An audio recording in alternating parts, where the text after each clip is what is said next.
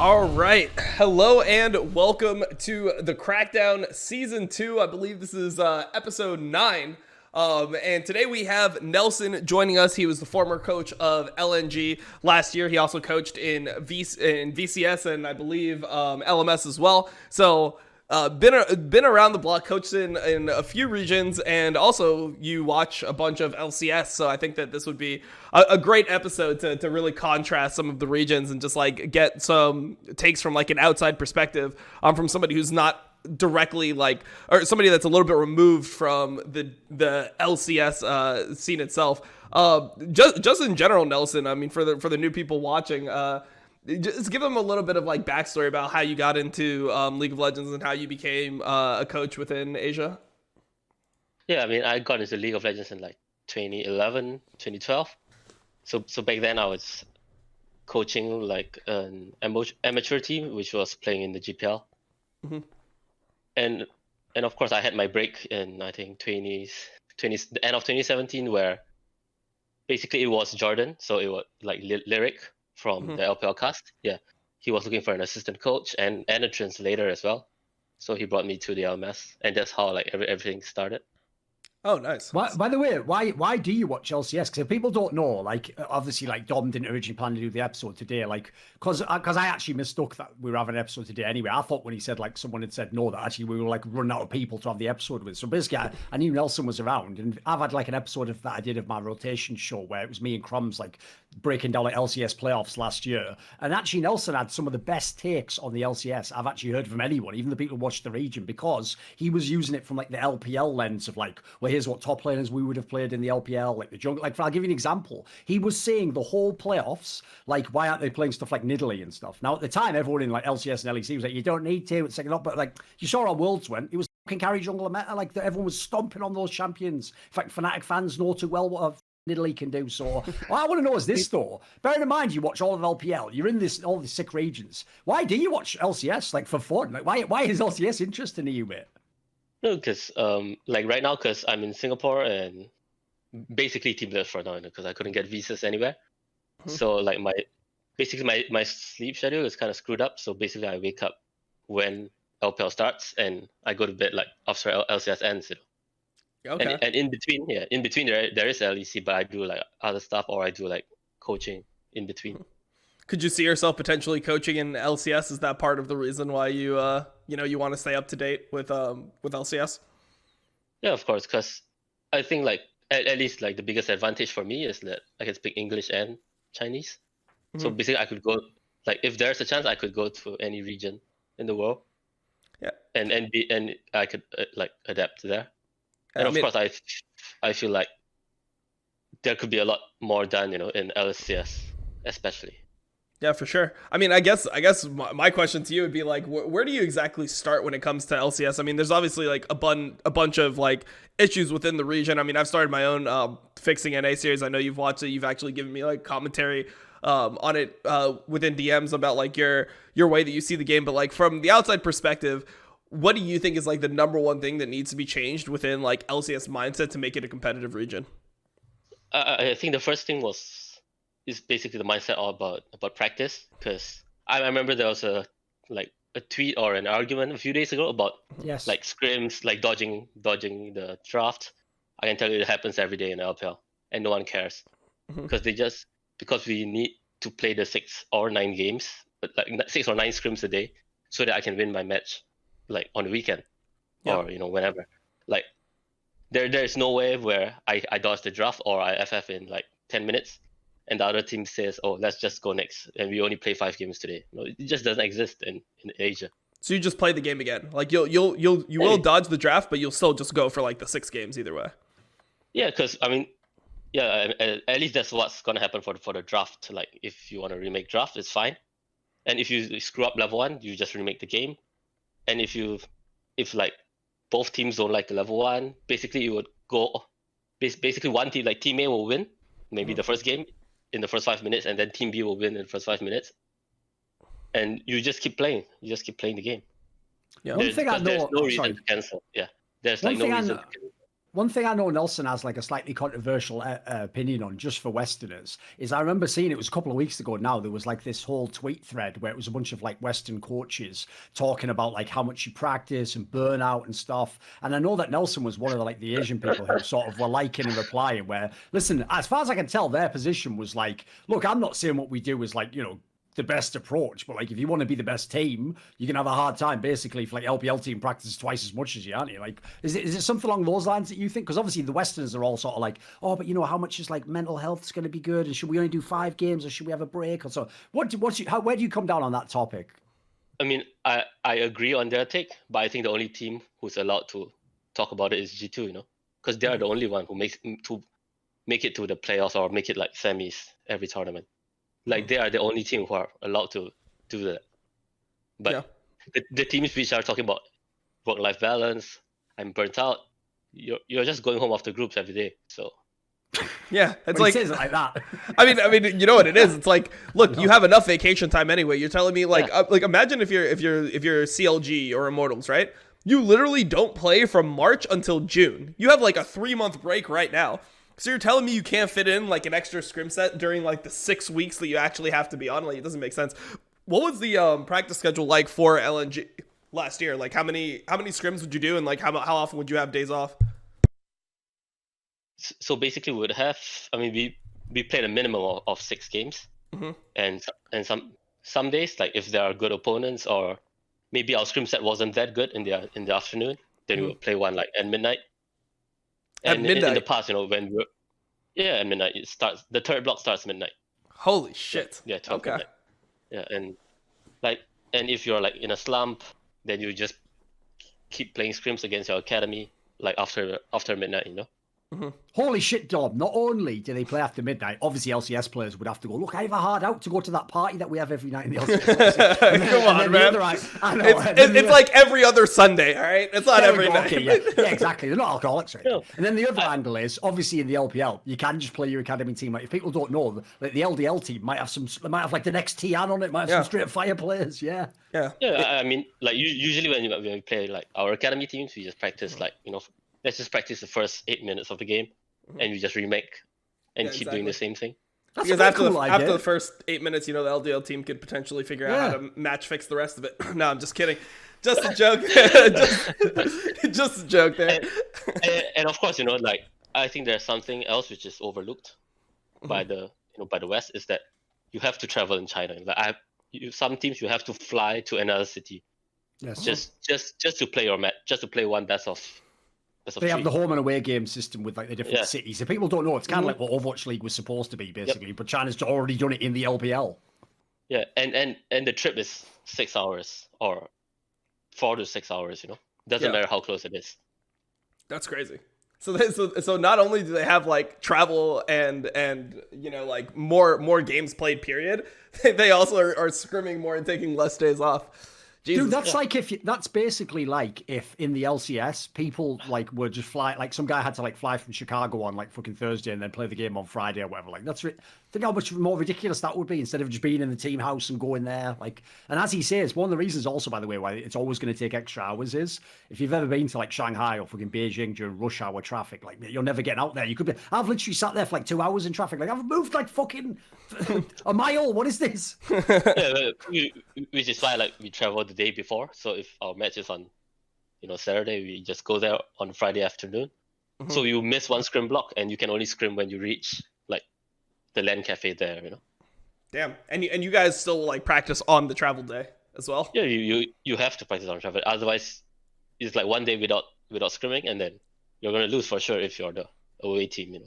Yeah. Are you seeing, by the way, guys who are watching this, notice at no point in time did he ever say, like, oh, it's great for you as a human being. Like, if you actually just travel and play all the time. No, obviously it isn't. The point is this, right? Nobody knows how to have an amazing work-life balance and everything perfect and win worlds. All we know how to do to win worlds, I'm afraid, is to do what the Koreans and the Chinese do. And I've always said this, right? So I used to say about StarCraft, because StarCraft Brood War was one of my favorite esports games. But I always describe it like this. It's like the results were incredible and beautiful, but what it took to actually create them to me is almost like horrific, but that's from my standards as what I would want my life to be like. Like if I've always said I wouldn't want to be Faker, even with all that skill and all those trophies. You never get a minute off, because I always explain it like this: say you're Faker, right, and you just won Worlds, you better get practicing. You want to win the next one, don't you? If you didn't win Worlds and you failed, well, you better get your skill back up to level. You need to win Worlds. Like there's no time off. Like there's no like moment like an NBA player would get. Like right, I've got the summer off now. Phew, now I'll go back to my mansion. I got my Lamborghini. I hit those fucking digits. Next thing you know, the ass is there. Like, no, there's none of that. Like, you're just straight back to the team house and fucking solo queue again. And even worse, if all of you have that standard, like it's just expected you play this much, then to be the one that stands out, I have to wait till you've all played 12 hours. And then when you go to bed, I have to play 4 more just to show that I'm the fucking nutter that's the most dedicated. Like, it's like a crazy race to the, like, oblivion. But along the way, you'll be fucking good at League of Legends if you can handle it. Yeah, I mean, it depends. Like, because like the veteran players, maybe they'll just practice until, like, you know, after the third block, they just it's time to sleep, or it's time to like go out for a meal or something. But the younger players, especially rookies, they can play up to like 6 or 7 a.m., go to bed, and wake up at 12, and just repeat the cycle for the entire season. You know? Jesus, that's crazy. My life. I mean, the thing is, like, I definitely don't think that, you know, it's optimal to just, like, have, like, 0 fucking sleep. That's not what I'm literally advocating for, but I just feel like the LCS practice is too little, because, I mean, I thought it was pretty healthy how we did it before. You know, like, we would do 6 scrims, and then we would potentially do a third block, you know, and even though the results were kind of similar, I mean, at least, and I used to make it out of groups back then, but you know, like I felt like the way that we were practicing was definitely more competitive compared to like what it is now. I feel like we've gone the other way, where it's like, no, to be like ultra healthy, like you can only have like, you know, 5 games max to like focus. Like I don't think you can only focus for 5 games. Like I think it's definitely person to person, but I mean, if you want to get the results, I feel like you have to push. Like you have to really want to like improve as a team, and you have to have the desire that like after the 5 games it shouldn't be like, oh man, thank God we played 5 games versus Immortals, all right, time to relax. Like it should be like, we gotta fucking push. Like you gotta want to push, and I feel like it's just so normalized to not push here, you know? Dude, the way I knew you guys were fucked was when we first had like some of the discussions on these talk shows stuff, like, and people are skipping draft and dodging, right? Mm-hmm. I thought it was just taken for granted that you skip the draft, and the reason it's annoying is because now we have to set up the draft again. When people were like, right, that counts as one of the games, I was like, this is a joke, right? Like, what are you talking about? Like, how can that count as one of the games? You didn't play a game. What?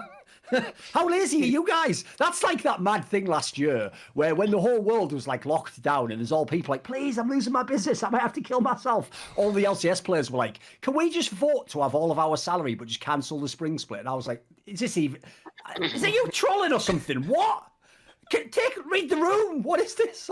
Yeah, I mean, I don't know. I think it's gone too far on the other way. I mean, I guess the other situation is like, you can tell that people just don't want to scrim in North America. Like, how many times do you offer like the option to cancel a set? There was so many times as a player, and I know for a fact from talking to people, it still happens to this day, where the coaching staff will be like, hey, like, how do you guys feel? Like, do you guys think we can do another set? Like, do you guys want to do another game? Do you guys want to call the set here? Almost everyone always votes to cancel the set. Like, if they're presented with the option of like, do we want to keep on playing or do we want to stop? If like everyone is on the, it's like going to school as a kid, you know. It's like, do you want like do you want to go to an extra class? Like, no, we're good.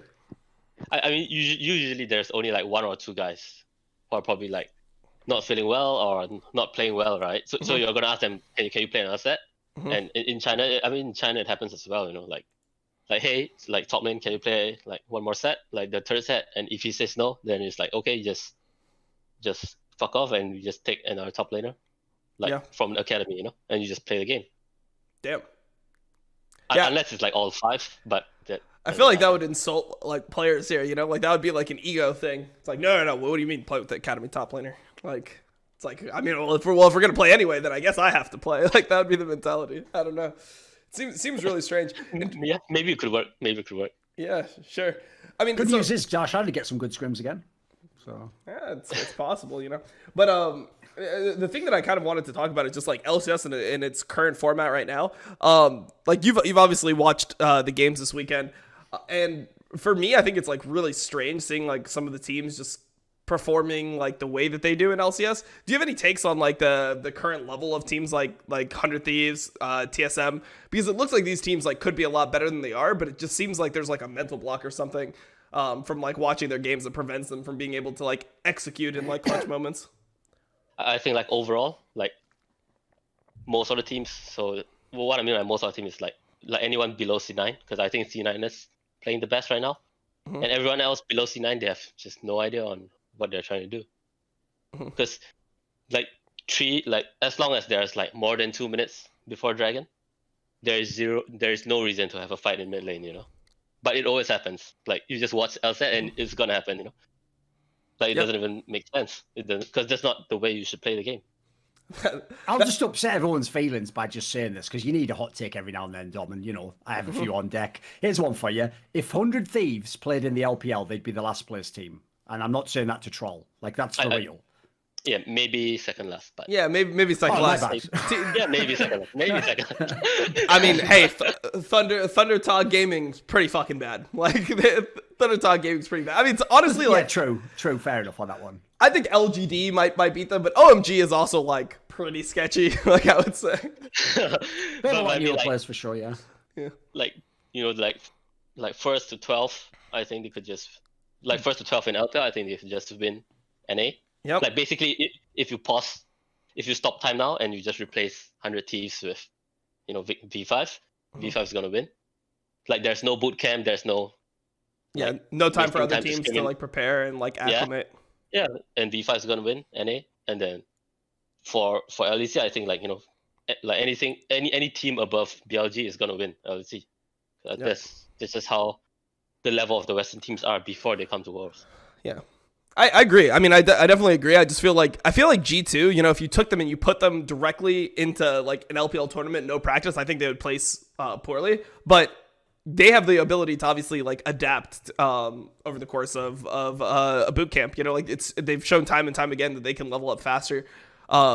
Then they also seem to play better on stage than the scrims based on every single story from these worlds now. It sounds like every world they're always doing like not well in scrims, and then they fucking wreck some Asian team in like the quarterfinals. Like, what? And even they always claim themselves that they didn't expect it. So I think they've just cracked whatever the secret is to like. You notice they do it domestically and internationally. They just know how to peak. It's actually crazy. Like whatever secret they've figured out, like you have to just hope someone like Perkz has taken some of that knowledge with him, because they're the only team I know that can do it. I mean, it looks like he has. It looks like he has from just the first round of playoffs, right? Like he looked like a different player, way more disciplined. Like when you watch Perkz, you know, before in the regular season, how many random deaths did he have? How many times did he take like a trade where you're like, what the fuck are you doing, man? He had to like burn his flash or had to burn his TP at a time where it didn't make sense. And then now in playoffs, like obviously the Tristana game wasn't the best, but he looked significantly more disciplined with like the trades that he took, how he played lane phase, like how he accumulated his advantages. Felt like just in general, instead of like playing for like big wins, he's better at like narrowing things down and like taking small wins and just accumulating advantage and you know, becoming relevant within the game. Do you have a take? Yeah, I think. Go for it. Yeah, because Perkz knows how to play the lanes. Like he knows how he knows how to manage the sideways. He knows how to play the mid game, which is why he is like never behind on farm, you know. But almost nobody knows. Like nobody in NA knows how to play the side lane correctly. Yep. Like, because when I watch the games, basically if there's a fight in the mid lane when there's no dragon, and there's a 5v5 in mid, then someone's inting for sure, you know. Yeah.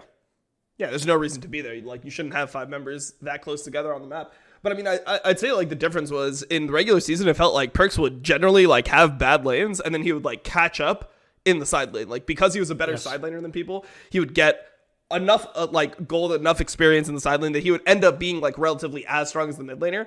But now it feels like he's just like coming out of lanes like even / slightly ahead, and then when he gets to the side lane, then it's just fucking over. Like then he just ends up, you know, super far ahead of everyone else. So I mean, I think that it just comes down to like how hard you try and when you put in your effort. Like even players like Wonder, like everyone will meme G2 and they'll be like, dude, like Wonder just never plays, he's playing well, all that shit. Yeah, I mean, he does that within LEC. He didn't do that at Worlds. Like at Worlds, he played a lot of fucking solo queue. I was watching the LPL, not the LPL, the Super Server in China, and he had over 150 games in 2 weeks. So it's not like he's not playing the game at all when it gets international competition.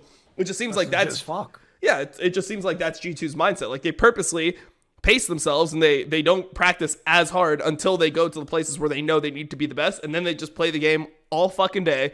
They you know, all individually practice a fuck ton, and they take their scrims really, really seriously, and then the result makes sense. Maybe the last one isn't true.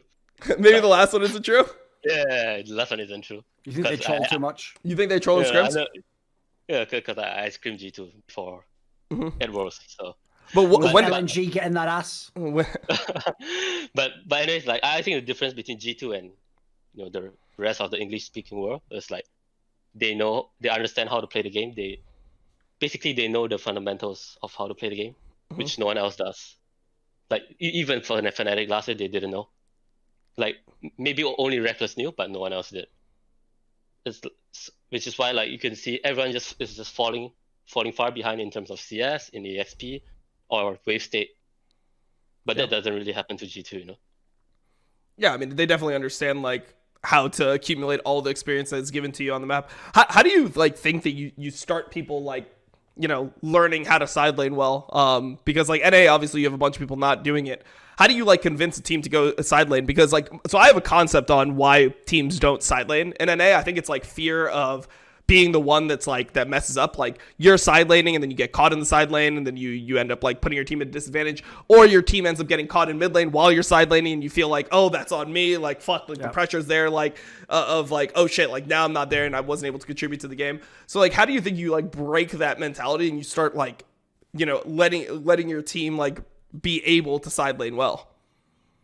I mean, of course, there's like different concepts at different points of the game, whether Baron's up or not, whether the enemy team can rush Baron after you die. Yep. But I think the basic concept is if you get caught and you die, and your team won't lose anything, you could just keep pushing. Yeah, like you can suicide split essentially. You suicide split, and if the enemy goes to gank you, use ults to try and kill you, they're gonna lose Dragon for sure, or they're gonna lose the Dragon fight for sure. Yeah. And then you can't, like as the enemy team, you can't make that catch, because if you catch him, then you're kind of screwed, The thing that I think is mad, Dom, is to me, it isn't even the player who's in the side lane. You actually nailed it on the second part. It's the fucking group who's like say you're doing a 1-3-1 and the 3 is in the mid, right? Dude, I remember even when like GGS was doing this when they had Froggen and Haunter, like mate, anytime they did that, the second they would spread apart with a lead and do that, I was like, they're fucking gonna lose the game. Because the one thing you could never convince the 3 to do is do not fight 3v5 under any circumstance. Like, mate, they would always take like a 3v4 and 3v5. And it's like, I don't know why. Like, are you guys actual fucking human beings? Like, did you hear me say that I'm like the carry in the fucking game with all the resources and I'm just going to go and get this wave here? You can't convince them not to do it. I don't know why. It's mad to me because, again, that must be a coaching failure. And the problem is I've known coaches who came from Europe who used to be fucking sick at that in Europe. And I used to say to them, why don't you do it? And basically that's what they told me. They were like, the execution just falls apart. And eventually you just think, why waste my time doing this? Why not just like draft a comp that can team fight and just fucking try and have the better team fight? I think on stage is just a fear to die, like a fear to die on stage, and I think that's what's like holding the West back. Because if you can identify the situations where, okay, maybe if I die here, nothing's gonna happen, but I can get a wave pushed in, my team can do something else, on the opposite side of the map. Yeah. I think that the teams also like only really see getting things on the opposite side of the map if it is like Baron, if it is Dragon. Like those are the only things that they're able to like identify as like, oh, like if I die here, then we can get one of these objectives. Where I feel like when you watch Asian teams, like specifically like when I watch like Top or another team that I think does it decently well when they're not just like relentlessly inting, which happens with IG, is being able to like take enemy jungle camps, like viewing enemy jungle camps as like an objective, viewing like vision in the enemy like side of the jungle, like where it's Baron, Dragon, whatever, viewing that as an objective. And like, okay, if your top laner dies, like you can get the enemy bot lane camps, like you can get the bot side camps and get vision there. Like I don't think that enough teams in NA view that as like enough of a win. It's like if we die and we get the wave pushed in top, let's say our top laner dies top, gets the wave pushed in, like if we get like bot side camps and vision, like is that worth it? It doesn't feel like teams value that type of stuff as highly. No, I mean the game right now, especially like this year and last year, is like the entire game, especially like from the start of mid game, is like it's played in blocks of 5 minutes, because it's like 5 minutes before every dragon, yeah. And basically you just have to set up. If you have the correct idea, or if you know that you're trying to set up and you set up like 3 minutes beforehand, then you can just die. There is a time where you are allowed to die in the top lane, because when the enemy tries to kill you in top lane, your team gets control of bot lane, and the enemy wouldn't be able to step into Rivera, you know? Yeah. I mean, I guess that's Fnatic. I guess to know this. I mean, it's really hard though. Like, I don't know how you even like coach this into a team, because it feels like it's just like a feeling that the players have within the game that drives them to like always be grouping and things like that. Like, I mean, you could tell a player like, oh, don't worry about if you die here. But I think that another situation that happens is like people will die in the side lane and their team won't actually get anything back for the death. And then like it will seem like a pointless death. Like we saw this all the time from Jizuke, where he would like be pushing the side lane. 4 people would come and kill him. He wouldn't use a summoner. Like it would be completely fine. But then his team wasn't able to like capitalize and like get vision, or like his team would just fall apart when he's dying. So I feel like that's the other thing, is like you have to then coach the three in mid to like react to like what's happening within the side lane. I think it's really hard. I mean, that shouldn't be hard, because you should have known like what's gonna happen beforehand, you know? Like the moment you start set up for dragon, like the moment, let's say the second dragon was just taken, the moment second dragon is taken, you should know like how much time you have to farm, and then when you should start setting up, and what are the reactions, or what's the solution for every single play the enemy can make, you know? Like the enemy can go mid, they can go bot, they can go top. It's like there are a limited number of things which the enemy can do, because you know, if you play League for so long, you should know. Yeah, the map's not that big in League. It's not that big. It's not like I can jump into like, you know, the era map or something.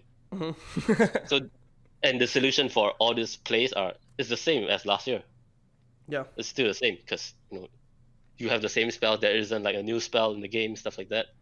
Yep. And for the other 4, I think it's also something which is like NA has an idea of like 1-3-1, but but what I think right now is like 1-3-1 doesn't exist. Like usually when most teams talk about 1-3-1, it's like, you know, 1 guy at top, 3 guys at mid, and 1 at bot, but it doesn't exist anymore. I think you should play like, you know, 1-1-3, and you try to move your side lanes around to get mid prio instead. Yeah, well, I mean, I think that like 1-3-1 exists, but it's just like it's leveraged differently now than it was before. I mean, I talked about it with Grabs, where like you can 1-3-1, but it's not really about your one playing versus the other guy's one. It's like you have the person that's stronger in the side lane, and they use their advantage to move, right? Like, so it's always you use your side lane advantage to move.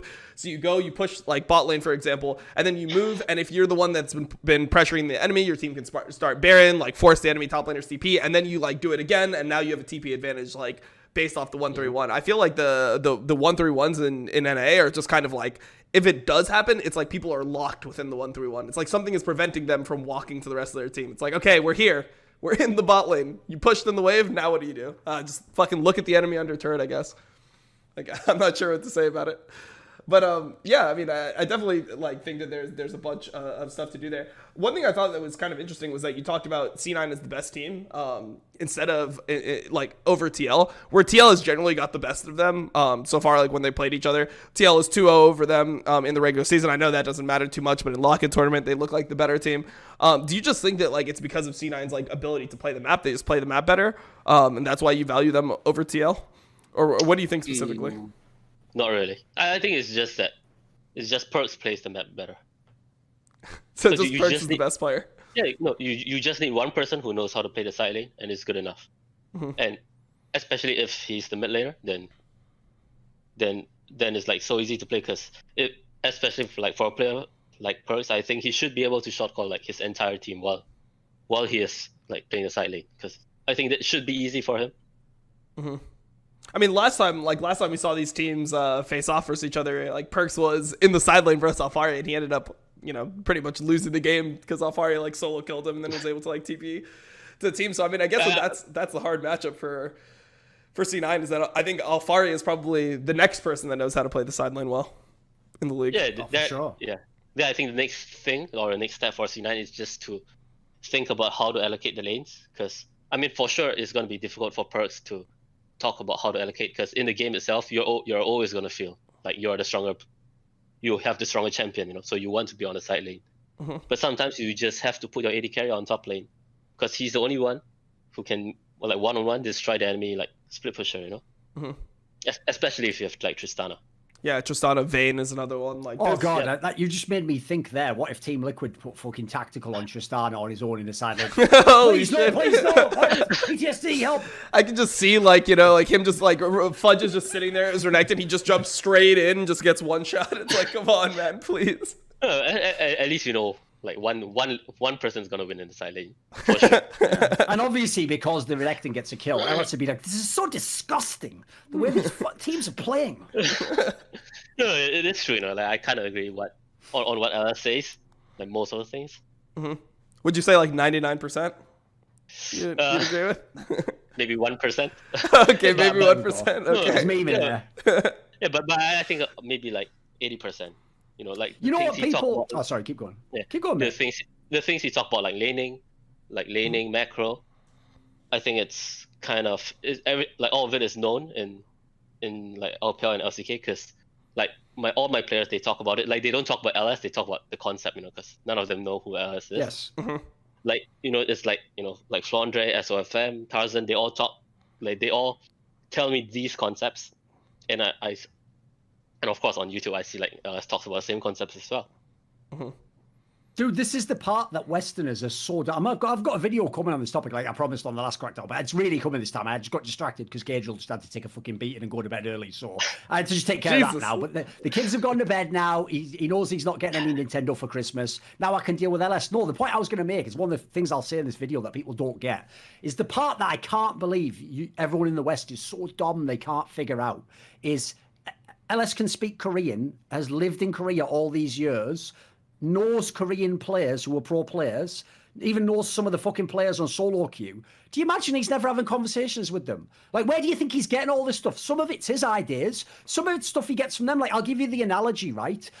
One of the things I can't do when I'm on talk shows is say, well, the reason why I actually think Selfmade's a bit of a cunt as a jungler is because this player who played with him in a past team or a current team just told me he is and that he wouldn't do this in practice. I have to say it, like, I wonder sometimes if I see the way he plays, like, he's a bit selfish. Like, does he only think, I have to basically, like, make it into only my opinion, right? So then if you say, well, that's just nonsense, you could go, look, you're just coming up with things in your mind that aren't in reality. It's like, yeah, I can't fucking tell you that the player told me. So in the same sense, like, do you think LS doesn't have some like pipeline of info that the rest of us don't have? Of course he doesn't. Cadrill isn't fucking hitting up some like legendary LCK player and getting all the info. He's just doing whatever he can and whatever his source network is. So that's where I feel like a lot of Westerners don't get it. It's like a lot of the stuff that he's saying, the stuff that's legit and is ahead of the curve, it's because he's at the cutting edge. He's where the rest of the man. Unfortunately, it isn't the West, I'm afraid, guys.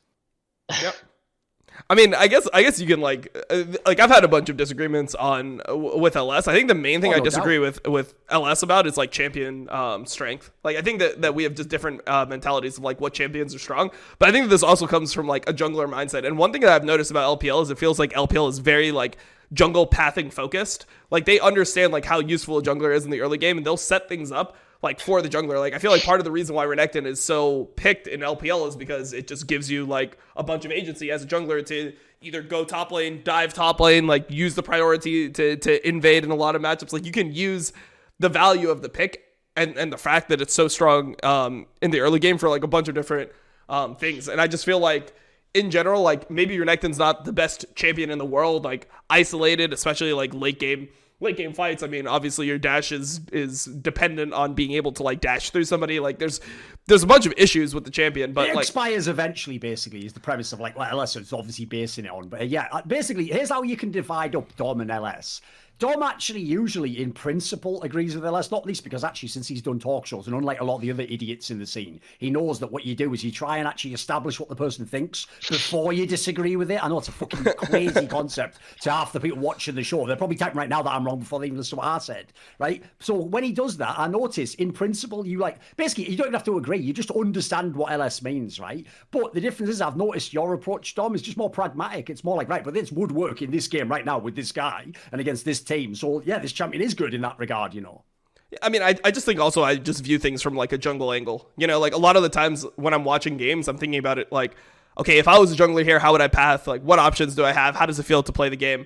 Because I do think in a competitive game, like jungle should be theoretically broken. Like if you watch teams that are good, how often does a team win like worlds and you're like, oh, I think the jungler is playing like poorly. Or I think the jungler is playing only okay. It's Last very few rare. years, jungler's been pretty much considered like the MVP of most of the world, Yeah, hasn't it? yeah. I mean, what like who won MVP of a finals last year? Was it Canyon? Canyon. Okay. Yeah. Before that, it was Tian. And then before that, it was Ning, right? Yeah. It's all of them. Yeah. Okay, so then the jungler is always looking fucking good when you're winning Yes. games. I think it's so important in a pro game, and you just watch how like people play around lanes, and even in the early game, like one thing that I love about watching LPL is how common like 3-man dives are top lane in the first like 4 or 5 minutes. Like TPing the top laner on the wave with like the jungler coming, just like a free kill every fucking time. And I think that those are the things that you need to be able to do to make picks like Renekton work. But it seems like when you watch LPL teams, they're like trained enough to like execute that every time. Like it doesn't feel like it's a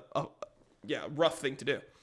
Because I mean like FPS was the first one who started like that meta, right? Like we 3-man dive a side lane, and I can tell you like after they won Worlds and of course the pre-season or the year after, everyone was practicing the same thing over and over again in pre-season scrims. It's like every scrim there's a dive at bot, there's a dive at top, there's a 3-man dive like here or there. Basically the winner of Worlds is the one who creates the meta for the next season, and then every team, at least in China and Korea, they'll just copy exactly and they try to catch up.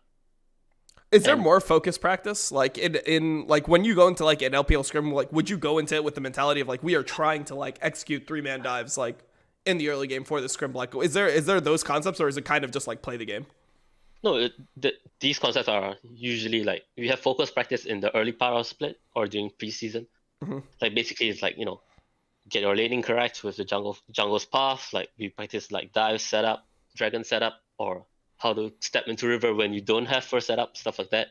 And later on in the season, it's more about optimization, and trying to just understand the meta of the patch. Not really. I mean, to make it sound better is to flip games, and whichever flip works, you study how the flip worked, and then you try to recreate. You try to recreate that flip, and if it works, then it's something which you can use in the actual game. That's genius. Recreate the flip. Reverse engineer the flip. Yeah, because I mean, there's not enough time for you to think about what are the new things I could do. Basically, you like one team flips. If it works, both teams are going to study like why it worked.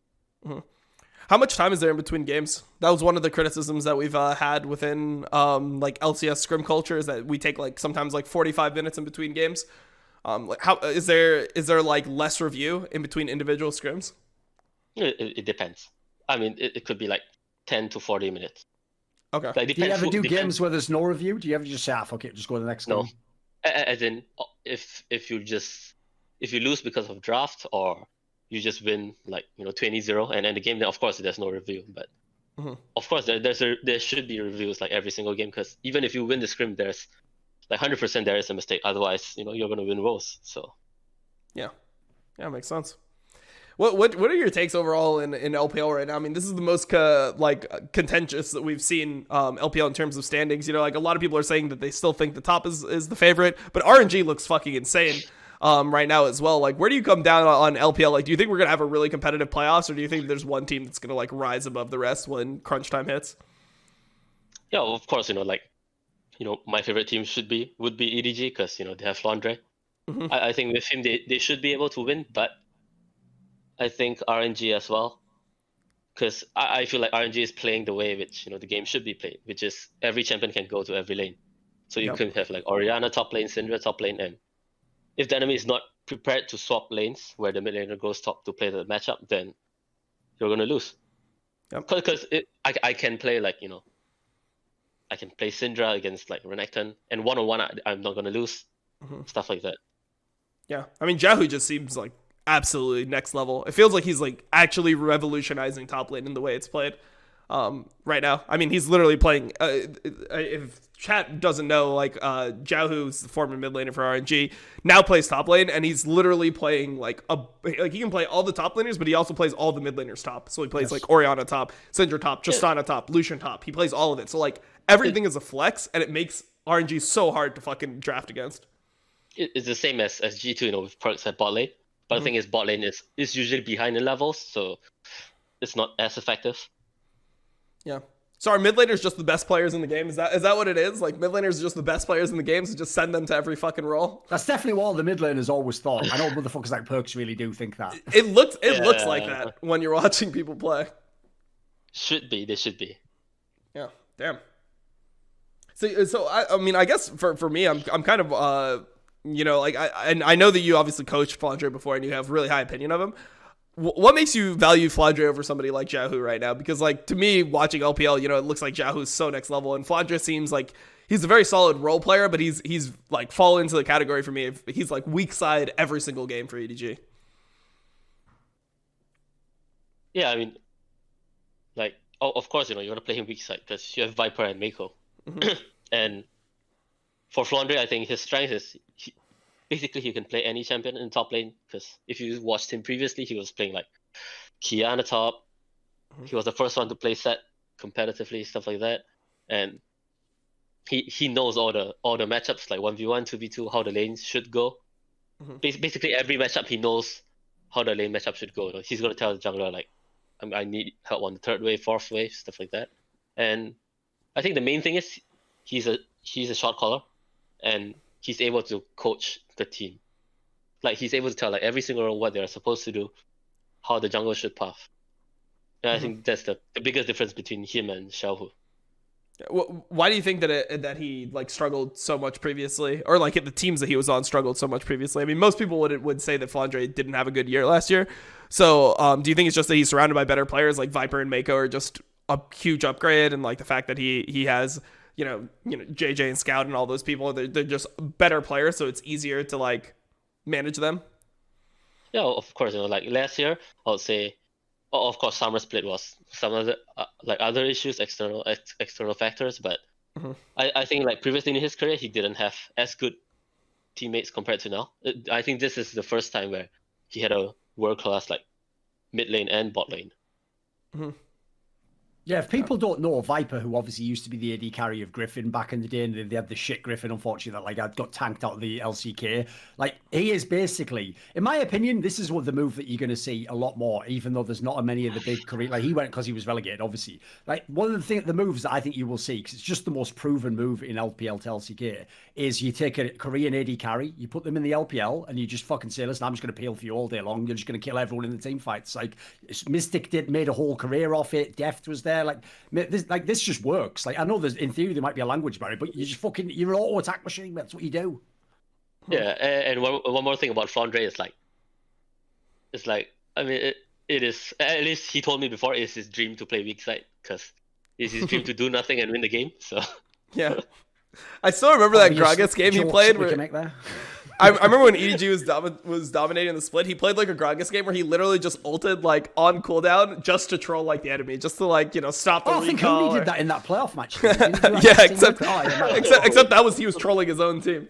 But okay, so I have a question that's going to lead into something else. So Suning right now, for people that don't know, obviously they were the world finalists from China. Most people didn't expect them to be like the representative or like the strongest team from China. Most people thought that they would be, you know, significantly worse than JDG and Top. But this year it seems like they're struggling quite a bit, and a lot of people that watched LPL didn't really consider SwordArt that integral to the team. Like it seemed like SwordArt would get caught a lot, and the rest of the players seemed very solid mechanically, but they've been struggling within LPL. Obviously, On has not been great. Like he's been, you know, learning, you know, how to play LPL level. But why do you think it is that Suning has fallen off so hard? I mean, currently I think they're sitting in like 7th or 8th place within LPL.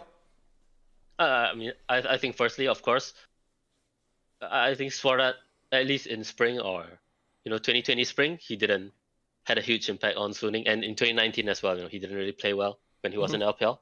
But in summer, he managed to have a good synergy with SOFM, and of course, SOFM with like so much experience in LPL, and of course making playoffs the split before he moves to Suning. He managed to like teach or basically like, integrate some of the macro strategies which he knew like through SwordArt, and they were able to execute it well with like better players, you know, compared to the rest. Skill wise though, right? Because they were pretty inexperienced. Yeah, of course. And at Worlds, I think they overperformed for sure, because even myself, I didn't think that Angel would play that well. Because I thought Angel was just average mid. Maybe he's just like slightly better than Yagao, but that's it. But that was not the case. Like he was insane at roles. Yeah. So why do you think that the team is doing so poorly right now? Because you'd think that like if the main macro strategy did come from SOFM, if you're playing with the same players, like how could they not integrate a support into the team? Yeah, but I think like for SOFM, the only things he does is like he short calls the early game and the objective. So anything in between, he's not really used to short calling. And then if no one brings him around, like pulls him, like if no one pulls him to a side lane or pulls him to get vision, then he's just going to be on autopilot, And then SOFM on autopilot is like he's just going to farm every camp you see. Yeah. I mean, that's one area, by the way, because I saw there was a clip that was on Reddit like today where it was like Mickey X, and it was when he was on LS's stream, and then they asked him like, what do you think of SwordArt? Now, this is where I feel like again people like miss that there's like different layers to League. Now, Mickey sort of like low key flamed SwordArt, was like, it was just all right in lane, it was just an okay support, tried not to flame him hard, and then obviously LS was like, like that lane was all just Huafeng anyway, right? It's like it doesn't quite work that way because here's the problem. Like to me, a player like Huafeng, like he's barely played, he's still basically a rookie to me. Like he's barely played any time at the top level. So I look at that and I think there's a boomer reference for you, but if you know it's straight fire. That's like the Chowster and double lift shit back in the day, mate. One of them has the skills, the other one has it's the brains and the brawn. The problem is you need the brains to pilot the brawn. Like that player isn't going to know where to go when he's ahead in the game. He isn't going to know when to always go and group with the rest of the team. Like you might know some of the basics of this, but if you have a super experienced guy next to you, he can be slightly shit at support as long as he can pilot the guy who's super skilled. Yeah, and of course, like Suning didn't have like the best teams in like 2019 and 2018, so of course SwordArt didn't play well. But I think like one of the things which SwordArt brings to a team is like he's a leader. He's gonna practice a lot, and he's able to like coach his teams. And if he and of course since he's and he should be able to coach like but they've got some garbage coach in the way, No, he should be able to coach every single role. Like even his coach should be able to learn something from him. So that leads me into the next thing, which I said at the beginning, which was so SwordArt obviously on TSM. It seems like this team is completely lost on the map, right? Like a lot of the things that you think would be just general knowledge. Like if anyone on the team is like, hey, we should be playing for Soul here, not Baron, then the team would just do it. But it seems like they make like the most like boneheaded decisions. Like they don't value Soul over Baron in a lot of these games. Oh, they love Baron TSM, don't they, mate? They fucking love it. They love Baron. They're down to throw the game at Baron every single game. They go into the game, they're like, yo, if we get an opportunity to throw at Baron, let's fucking do it, okay? Everyone, all right, TSM on 3. Like, they're fucking ready for that shit at all points. So, why is a team with somebody who's so experienced, somebody that's so knowledgeable, making such, like, dumb macro decisions over and over again? Like, from the outside, like, how could you conceptualize this could happen? I think there are like 2 points you need to think about. I think the first point is his call could be correct, or like I would say a majority of the time it's correct, and he is in the correct position. But maybe his top laner isn't, his mid laner isn't, and then and the other reason is obviously you're playing in NA for so long. There are some dragon setups which were, I would say, it's like disgusting because there's no way when you get control of River first and you have 5 players just standing in River. And the enemy team can just walk in for free. No, I mean, of course, sometimes you let the enemy walk in to bait a team fight. Sure. But there's no way there's 5 guys in the River. One person should always be on the flank. Yep. Like TSM are just polite. They're just like, look, after you, sir. I'll hold the door open for you. You want this? I've cleared the way for you. Because if this was LPL and you can see the enemy before they engage on you, like if he's in front of you and he engages on you, then you're like going out the next game. It's not possible to get engaged on if the guy is right in front of you. So I mean, and even in the playoffs, like I forgot which game it was, but it was like the Rivera at 10 minutes where SwordArt was on Aulus, he engaged and he flashed out. Like I think that's just because you played in NA for too long. Because like that scenario, I've seen it in scrims like 1,000 times. Because you never chose that. Yeah, it's like, brother, you play in NA for too long. Yeah, I'm one of them. You never throw that hook, because you're gonna lose that fight. You're level 5 to level 6. It's so crazy. No, it doesn't matter. You could be level 10, you still lose the fight because you don't win on that terrain. You don't win the team fight that way and the reason why you should know is because you scrimmed 1,000 times and it happens maybe like 500 times. So you know you can't win. Yeah. I mean, so like that's the type of thing. So like how much of this, so you're more on the side that you think that he's probably making correct calls, but like he's just not, like, because people aren't in the right positions, they're not able to be executed, then the fact that, like, you know, he could just be not making the right calls. Because the thing that puts me on the other side where I think that it could just be incorrect calls is because of like how decisive TSM looks on the wrong call. It doesn't look like, you know, one of those things where you see well no, I'm serious, right? Because like no, I get what you mean. You can see intention, right? Like you can see there's times where I can understand that viewpoint. Like for example, one of the dragons versus Dignitas, where you see SwordArt is like clears vision and is sitting in the pixel bush waiting for the enemy team to engage. And you could tell that maybe somebody was like, hey, like, let's just back off. Like, oh, we can't fight here. Like, I don't have a good angle, whatever. You can see him back away. The thing about TSM, like, especially versus the TL series, is you see the whole team go to Baron, and, like, everyone is, like, on the same page, it looks like, on the wrong call. It's like everyone's committed to, okay, we're doing the Baron here. People are spreading out. Like, people are trying to, like, sit in pockets of vision, wait for the enemy to walk in, look for it, engage. Like, that's the issue for me, is that, like, why are they making these types of overall decisions as a team and committing to them when, like, everyone that plays the game knows that, like, Soul is better than Baron and Elder is better than Baron, and that, like, you know, like, you probably shouldn't trade your Baron and your Elder for a Nexus. Like, everyone knows that. To be fair, if you join TSM, you're perfectly happy trading your Soul for anything. Well, I mean, I agree on what you're saying. It's just, there's just no excuse, like, when you trade Soul for Baron.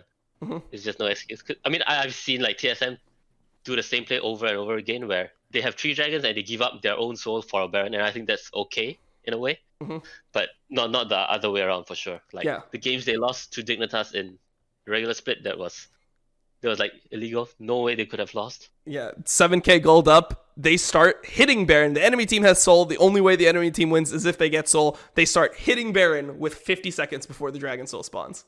That's crazy. Because I mean, I don't really understand them as a team, because I think at the start or at the middle of LCS, I think TSM had the best macro, you know, like they knew how to set up Dragon. They look clean, yeah.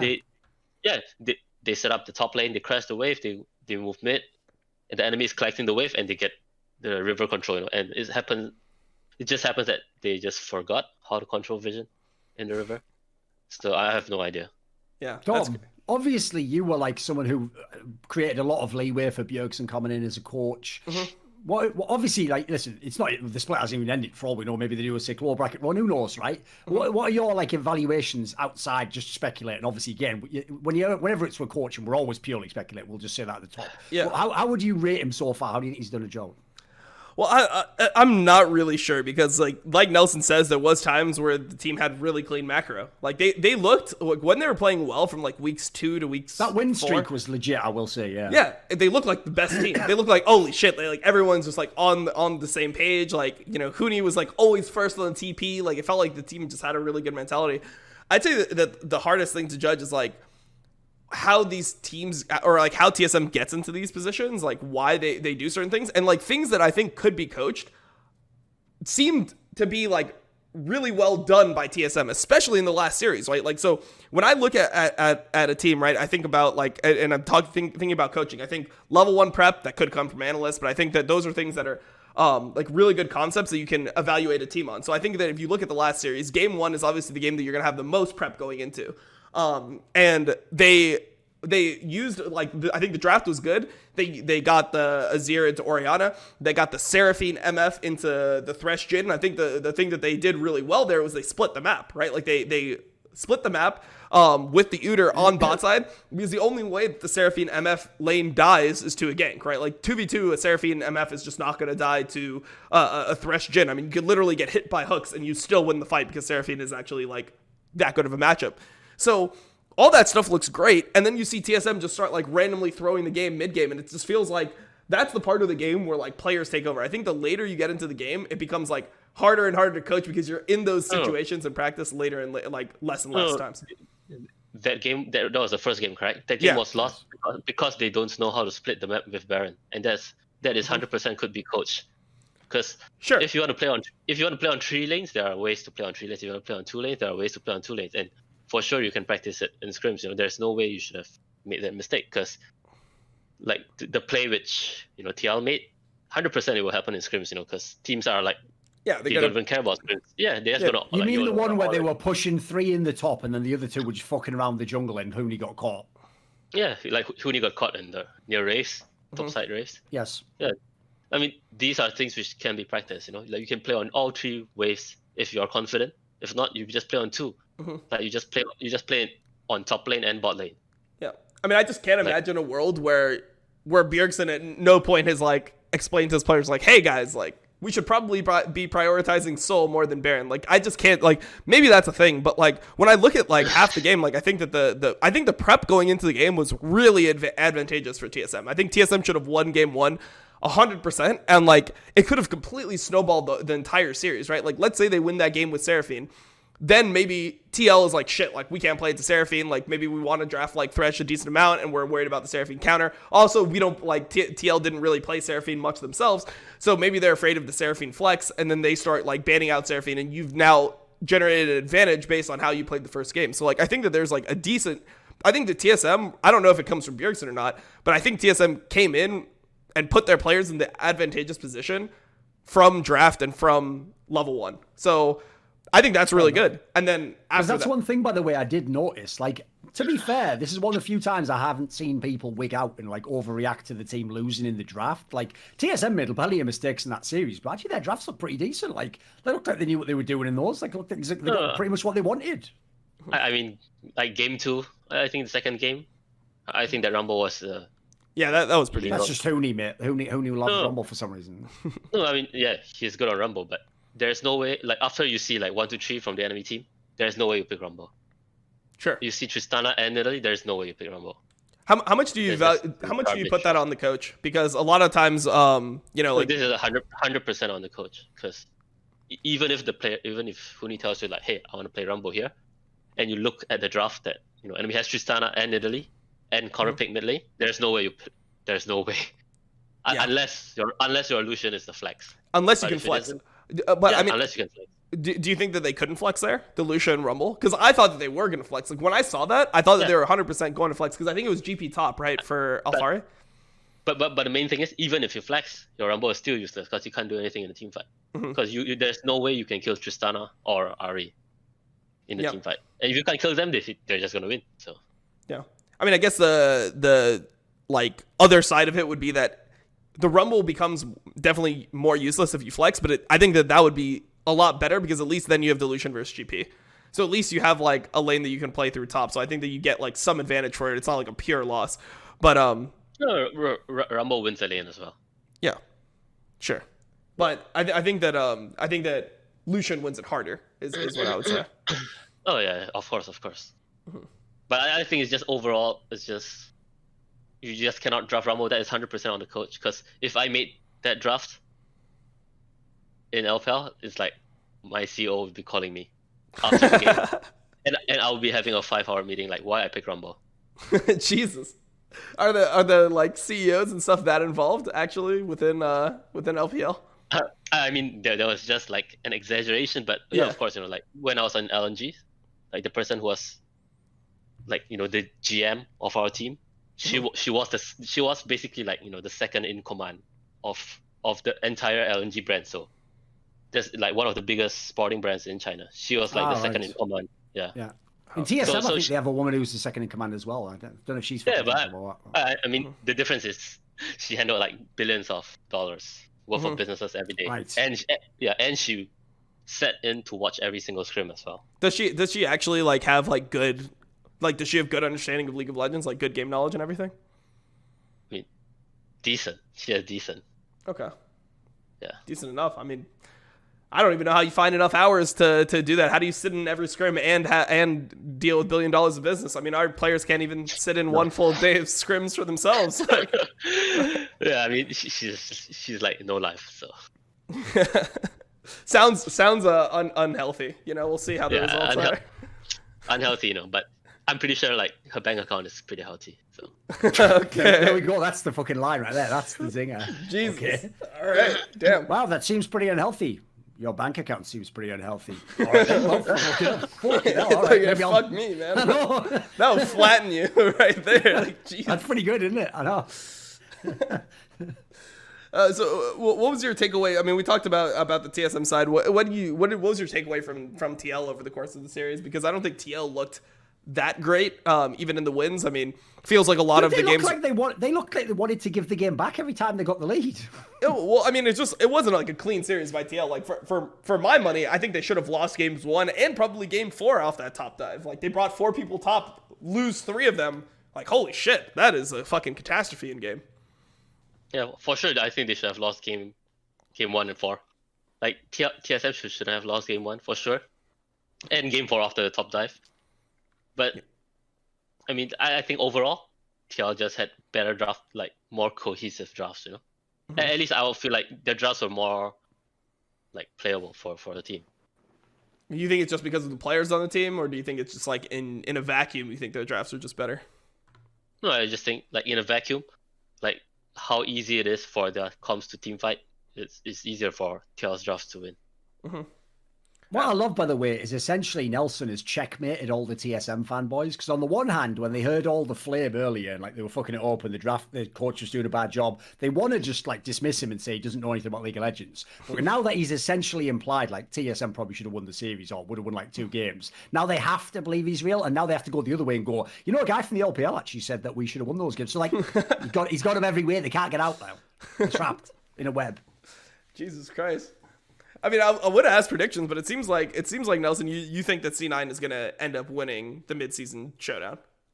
Yeah, I think C9 should win. I mean, TL can improve for sure, you know, because you know they have the best top lane support.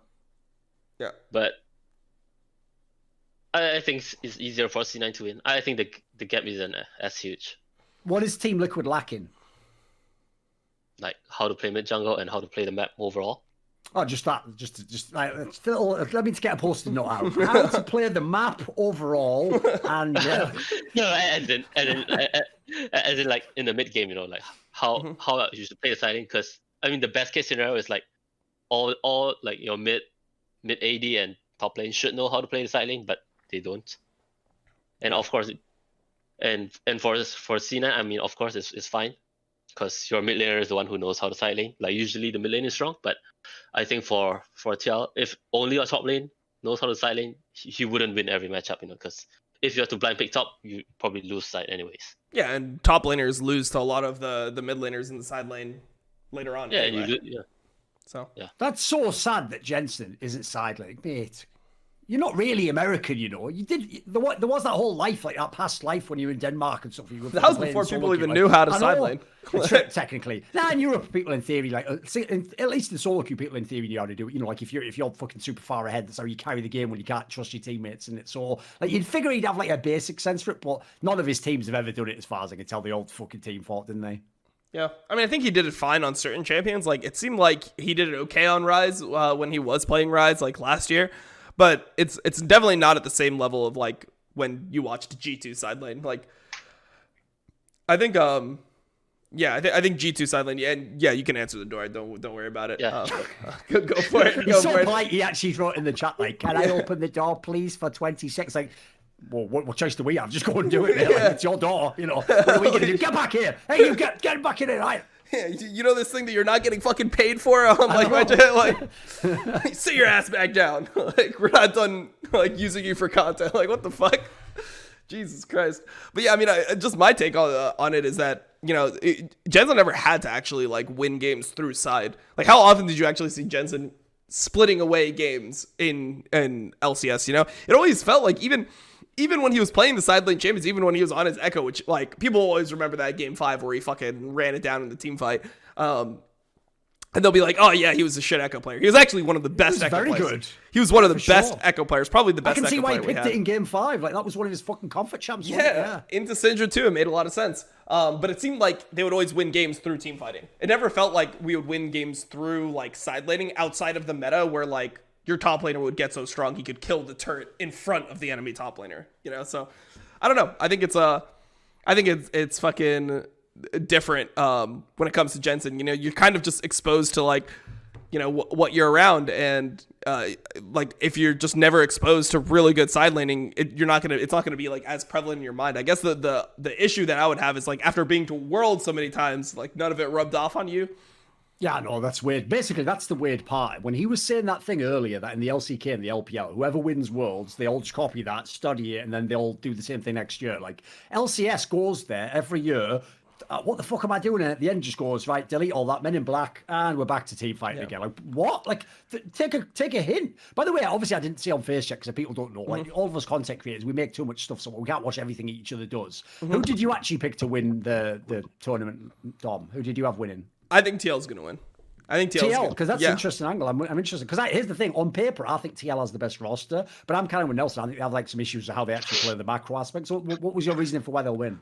So I think TL will win just because I think that like the gap between like Alphari and Fudge should end up being like really worthwhile. Also, I think that like I don't know. I mean, it's really hard to say because TL like I have this idea of how I think they'll play, where Tactical isn't like randomly inting every single game. Oh, of course, yes. Where like I'm like expecting that to show up at some point. Like it doesn't feel like Tactical will keep on making these like egregious unforced errors time and time again. Obviously, if somebody does it enough, you have to factor it in. You know, it's like one of those wild turtle things where it's like, okay, he's just gonna flash forward and int the game. Oh, my boy like, Cordy Son back in the day, 100 Thieves days, yeah. Of course. Like you're gonna that does happen, but I don't think Tactical is like irredeemable. He's so far gone at jumping into every single team fight that like he won't be able to play properly. And I just think that like I think Alphari is probably like the most I think Alphari, like he has his issues, right? Like he randomly dies at points where he shouldn't, but I think that he has like the biggest skill discrepancy between like him and an opponent out of like, you know, anyone in the series. I mean, you saw what he did to like Huni, and Huni was actually playing pretty well this split. Like this is not a split where Huni's just running it down. So his laning's bonkers, isn't it? Like you can see it in there, especially like holy fuck. Yeah, his laning is really, really insane. And I just think that, like, because they have the ability to match C9 in the side lane, I feel like C9 just makes a lot of, like, weird decisions throughout the game. I don't think, like, Sven and Vulcan have been playing as well as they were before either. So I just think that, like, Jensen will be able to kind of, like, hold on. And I think that, you know, Alphari will gap pretty hard. The thing that I'm worried about is just, like, the clutch factor of it. Because it seems like, you know, Perkz is just the type of person where you never want to bet against him. It just seems like he's always going to fucking play his best league when it matters. So, yeah, I mean, that's the thing that makes me nervous. But I do think, like, TL has been the better team so far. I mean, yeah, I'm not sure what to think about C9. Then again, it's really hard to know how good C9 actually is, because they haven't been competition. Yeah, exactly. Well, it looked like they were essentially they were just trying to do different things throughout most of the season. You could tell like every game they're like, oh, we just want to play like different champions, and like, you know, they played the regular season kind of how G2 plays the regular season, and then when they played against 100 Thieves, like they didn't have to show anything, right? Like C9 doesn't have to show anything. They just rolled over them every single time. So it's really, really, really hard to to like evaluate how good C9 really is, and it does look like they've leveled up for playoffs. But I would just think that like Alphari will end up being like kind of unstoppable for C9. Yeah, but don't you think like the difference in mid jungle would make a difference? Yeah, I think because Perkz and Blabber is like, you know, maybe Perkz is a 9 and Blabber is a 8, and Jensen is like, when you add Jensen and Santorin together, it's like you don't add, you know, it's like they don't mesh well together. Yeah, it's true. I mean, I would just say that it just depends on like champion picks pretty heavily to me. Like, I don't think that Perkz will get a big advantage in lane versus Jensen if Jensen's on things that he's comfortable on. Like, if we get like Orianna Zero matchups or like Syndra, Zoe, whatever, like these types of champions, like I don't think there's going to be a big mid gap. Until like mid game, and then I think Blabber is very like champion dependent. Like I don't actually have that much faith in his Nidalee, even though he's like been pulling it out. I think that he's like good on Udyr. I think he's like really good on Olaf, but I think that his Hecarim is like really sketchy. I think he over engages a lot. So I do think that they do have like an exploitable draft in ways. Nelson, one of my like patented tactics on talk shows is basically like I just pull the pin out of the hot take hand grenade and I throw it to you, and then we'll see what happens. Like either you throw it out of the way or you just take it, right? So what do you think of Fudge? You watch the LPL. The LPL are some of the best top lanes in the whole world, if people don't know. What do you think of Fudge? Like, how would you evaluate him? Because obviously he was a meme to start with the season. Now people I notice are doing that thing where it's like, hey, he's improved a lot, which is like, just say he's good if you think he's good. That makes it sound like something where like you don't want to say he's bad, but you want to say he's all right now. So where do you come down? What do you think of Fudge as a top laner? I mean, I think he's just like a serviceable weak side any top laner. He's just average for me. Because I mean, he just played top side like most of the games, and the games which he didn't play top side, he was playing weak side. like, You mean weak side? You mean? Yes. Yeah, weak side. I mean, like in the games he didn't play weak side, it was just like he was playing against garbage players, so it didn't matter. And what I love is like I just love the way like I don't know who it was. Were you always like this, Nelson, or did someone like deprogram the like Asian polite filters out of you? Because when you say like just garbage players, like I agree, but like it's just wild that someone else actually saying that from Asia. Oh no. I'm trying my best to be polite. Right. Oh my god! Oh Jesus! That was a euphemism. Garbage players. All right. All right. What the hell? That was the opposite of what I was. I know. I thought he was like fucking, make it sound all right. Yeah, no, I thought what he was gonna be is like, I'm on a show with you two toxic fucks, so I'm like really trying to go as hard as possible. He went the other way. He's turning it up. Yeah, exactly. Yeah, he's like, no, I'm turning it all the fucking way down. In his brain, he was like, well, the thing is, Fudge just plays against subhuman morons, like cartoons, like garbage players. Let's be polite and say garbage players, shall we? I mean, like, if you play or if you stayed in LPL for a long time, then like the players that are like very honest, if they think you're garbage, they just tell you straight up that you're just garbage. To your face. What do you just directly? No, as in it. Like for example, if they think like maybe they think their mid laner is garbage, so the top laner will just tell you like, hey, this guy is garbage. I can't play the game. Like I don't want to scrim if you don't change this player, stuff like that. Of course, can I ask you something really weird? Because along these lines, something I heard, I want to confirm with you. I've heard that like Chinese people can be mad blunt like that. Like they also like in certain things they don't consider it impolite. So I've heard like if you're friends, people will just say to each other like you're fat, and they'll just say it like matter of fact or something.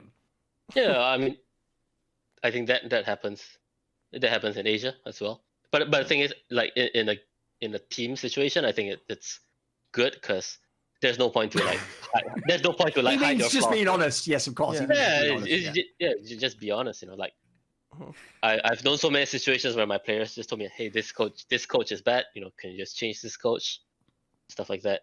And of course, the players. That's where Bjergsen got it from. That's where Bjergsen got it from. Right? Fair enough. He was an LPL player all along. No, I mean he could be correct. So yeah. Well, now he's just looking in the mirror when he says it. So. Jeez.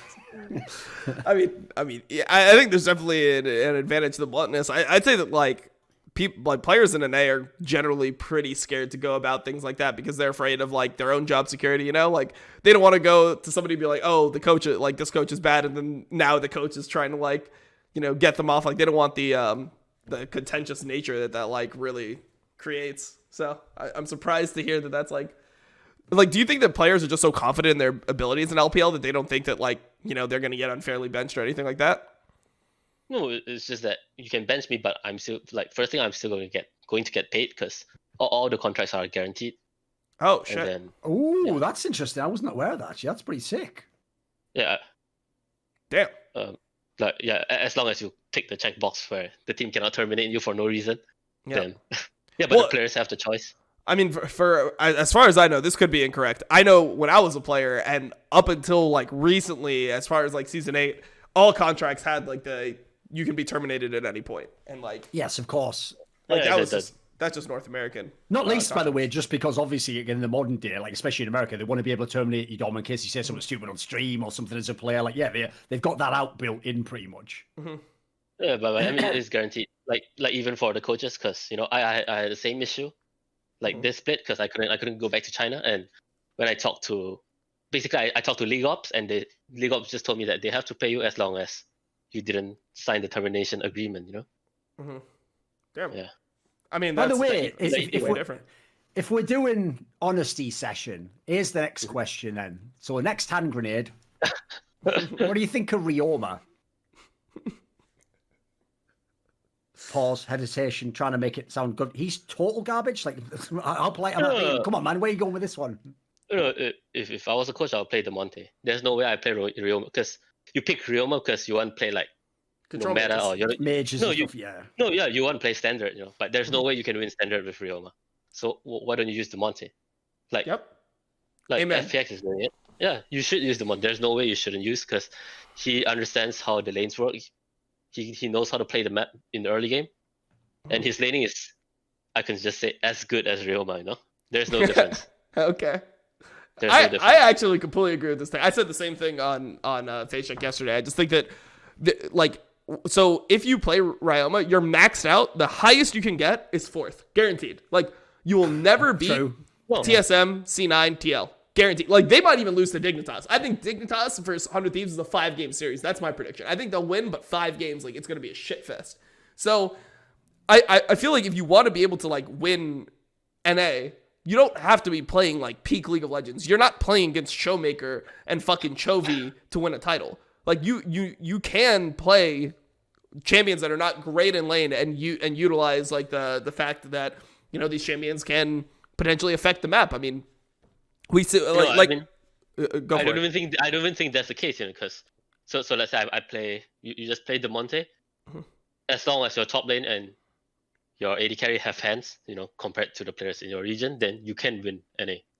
Yeah. Like just for example, in game 1 against C9, like if Perkz just picks Yone, you just blind Renekton, you just blind Set in the mid lane, and the game's over for Perkz. He can't win side, he can't win the lane. There's nothing he can do, you know. Yeah, definitely. I mean, I think that game they actually first picked Renekton though, but yeah, sure. You have other options. You can go Set. Yeah. Set Here's the sad thing though. Go Nocturne mid into Yone. I'll make you really depressed, Nelson, because here's my problem. I actually think that you guys have been too fair and too cynical towards 100 Thieves, thinking that they just think, like, well, to play the meta at the moment, we have to play Ryoma. I'm not joking. I genuinely think that they actually believe that, like, oh, finally Ryoma will, you know, show some of the form that we thought he was going to have, and then maybe he can be a player in the future. I think they really believe he can still develop, because I know a lot of coaches in NA, dude, they go way too hard on the idea that, like, the player's going to make some, like, drastic improvement over a split. It's like, it's so rare that ever happens.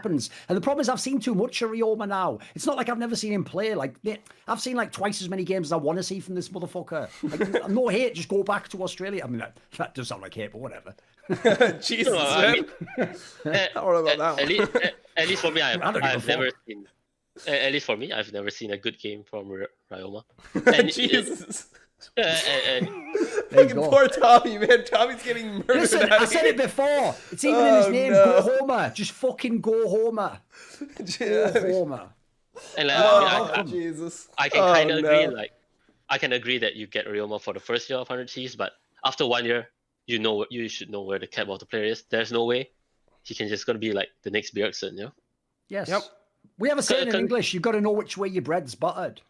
No, it's like even in LPL. So let's say the first year the rookie plays well, like no one's gonna give him a big contract even after the first year, because you're not sure if you can do it again in the second year. Or it's like only if you can do it again in the second year, then you're gonna get a big contract on the third year. Damn. All right, one last question. If you were to give Ryoma's performance in that playoff series, like, let's say instead of like, you know, like 5 out of 5, it was like there was amount of gold stars. It could be 0 to 5 gold stars. How many gold stars would you give Tommy?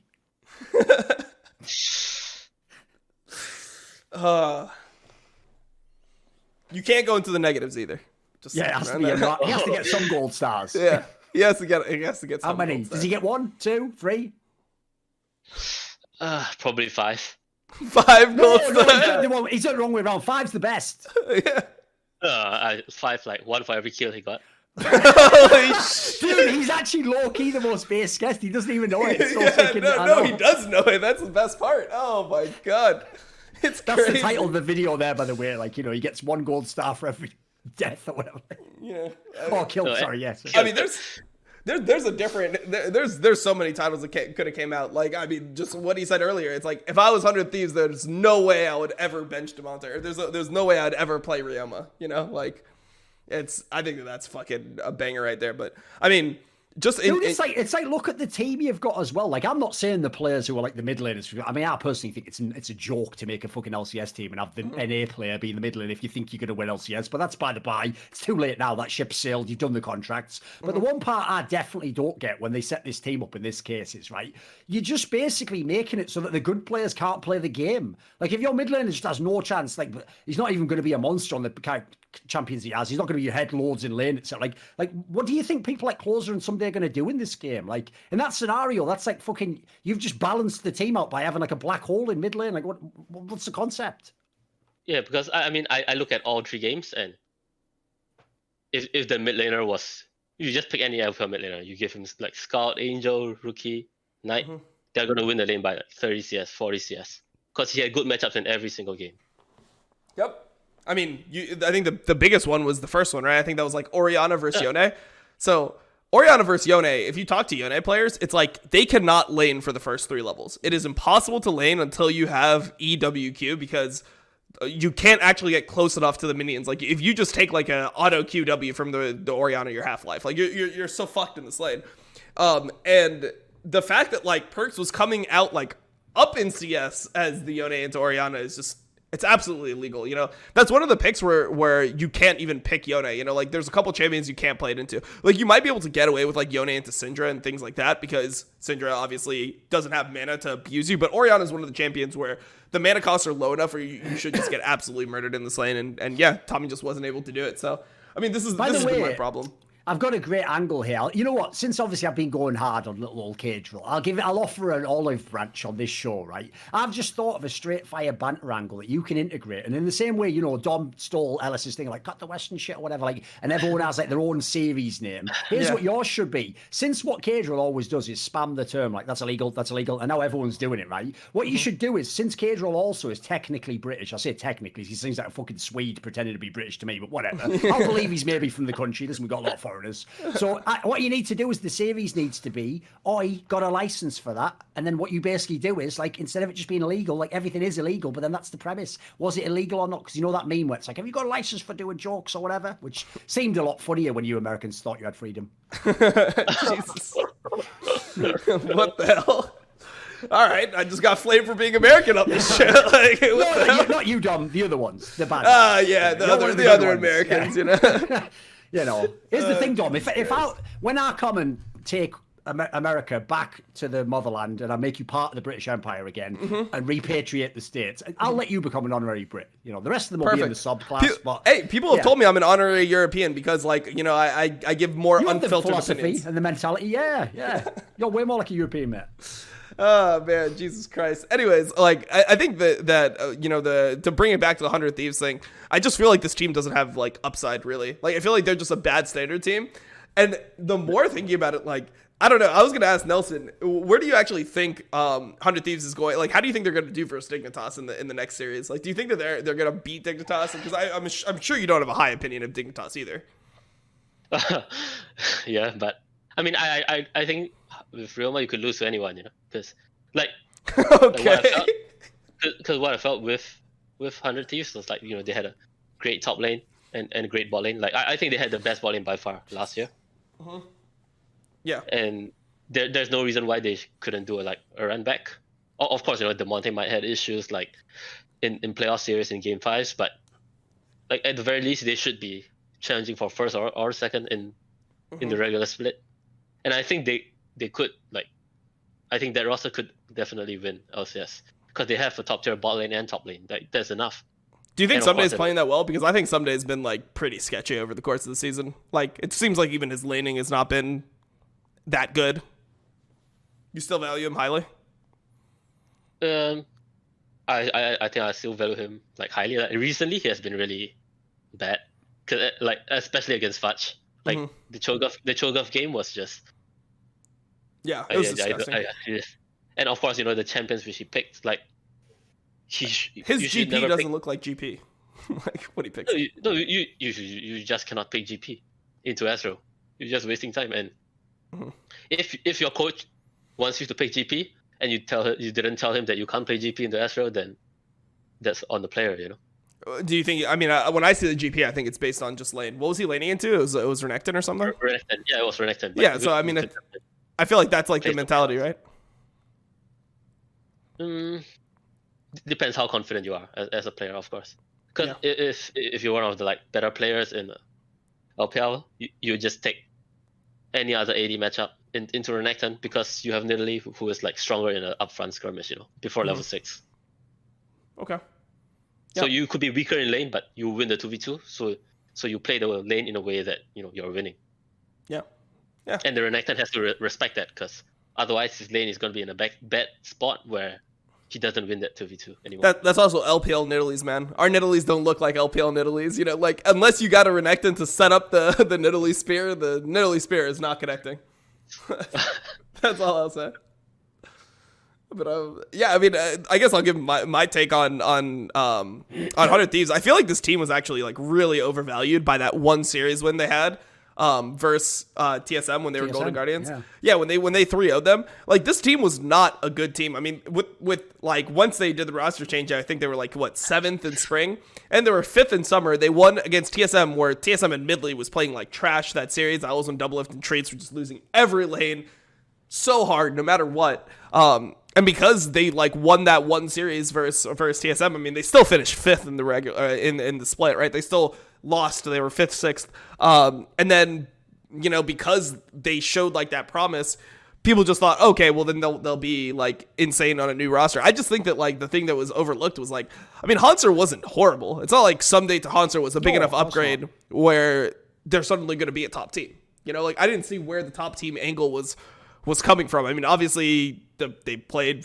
together for some time, so you could say that maybe they'll develop, but at the end of the day, like this was a budget developmental roster that overperformed on Golden Guardians. Yeah, and you know, also, they just got the credit for it. Chuck this context in as well. Obviously, the opponents you're playing in the two splits are completely different. Like, dude, the summer split last year was one of the weakest fields at the elite level I've ever seen. Like, Team Liquid could have won LCS without a fucking jungler, essentially, and a rookie coach. Like, that really No, they had Broxah. They had Broxah. That's the joke. Oh, okay. Oh, never mind. Yeah, that was the point of what I was saying. Yeah, that's what you're thinking of the split. Yeah, I think I thought I meant the spring split. Yeah, but anyway, that was the joke. And then they come to this split. Mate, all the teams above you have upgraded. So what, you're just going to, like you said, just add somebody and that's it?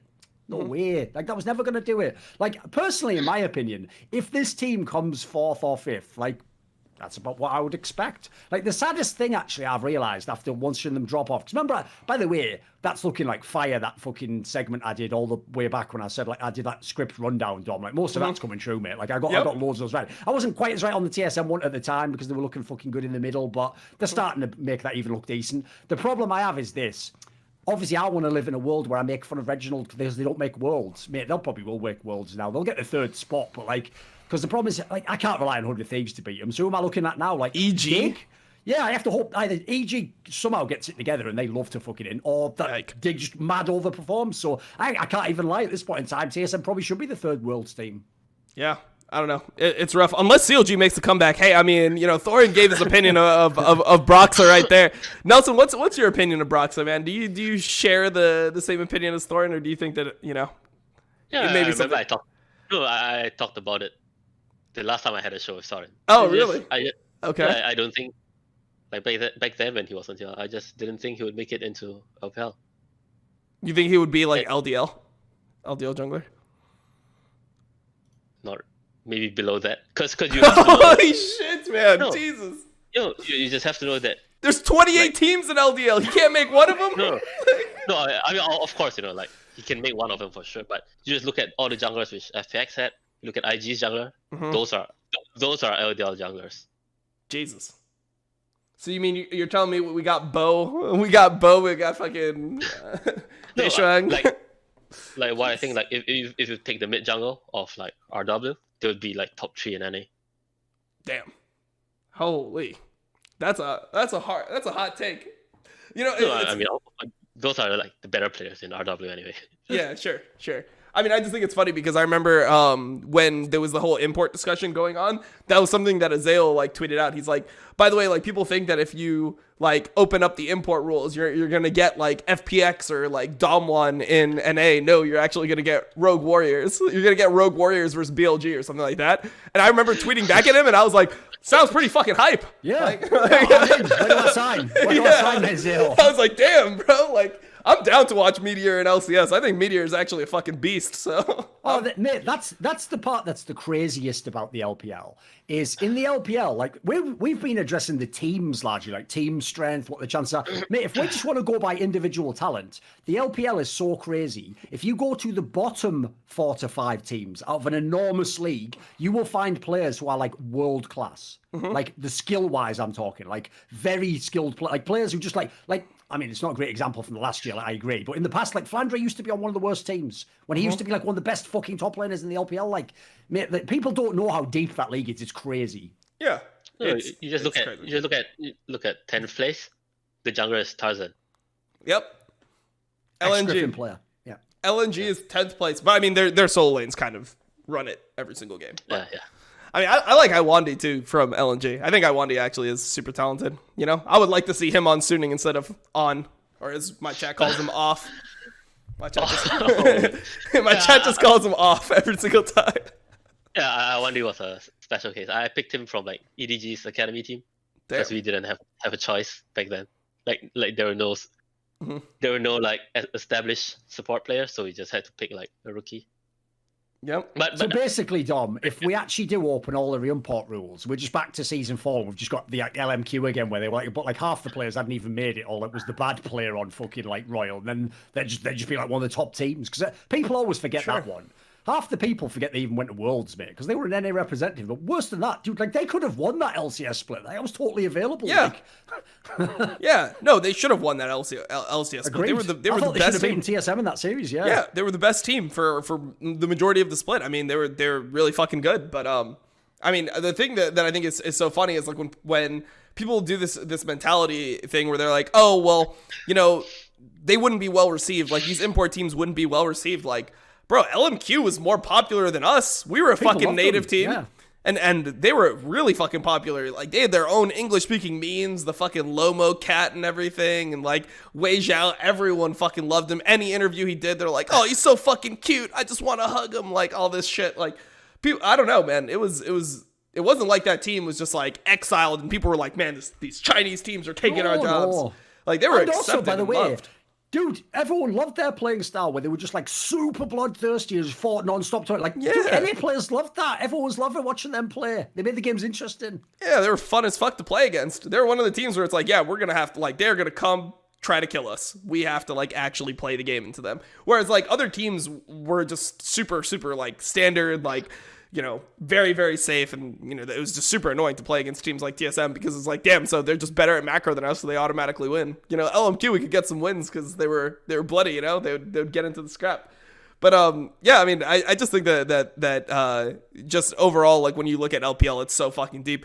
Another team that we need to get your take on is IG right now. I mean, I've been watching all of IG's games. They're one of my favorite teams. I love IG.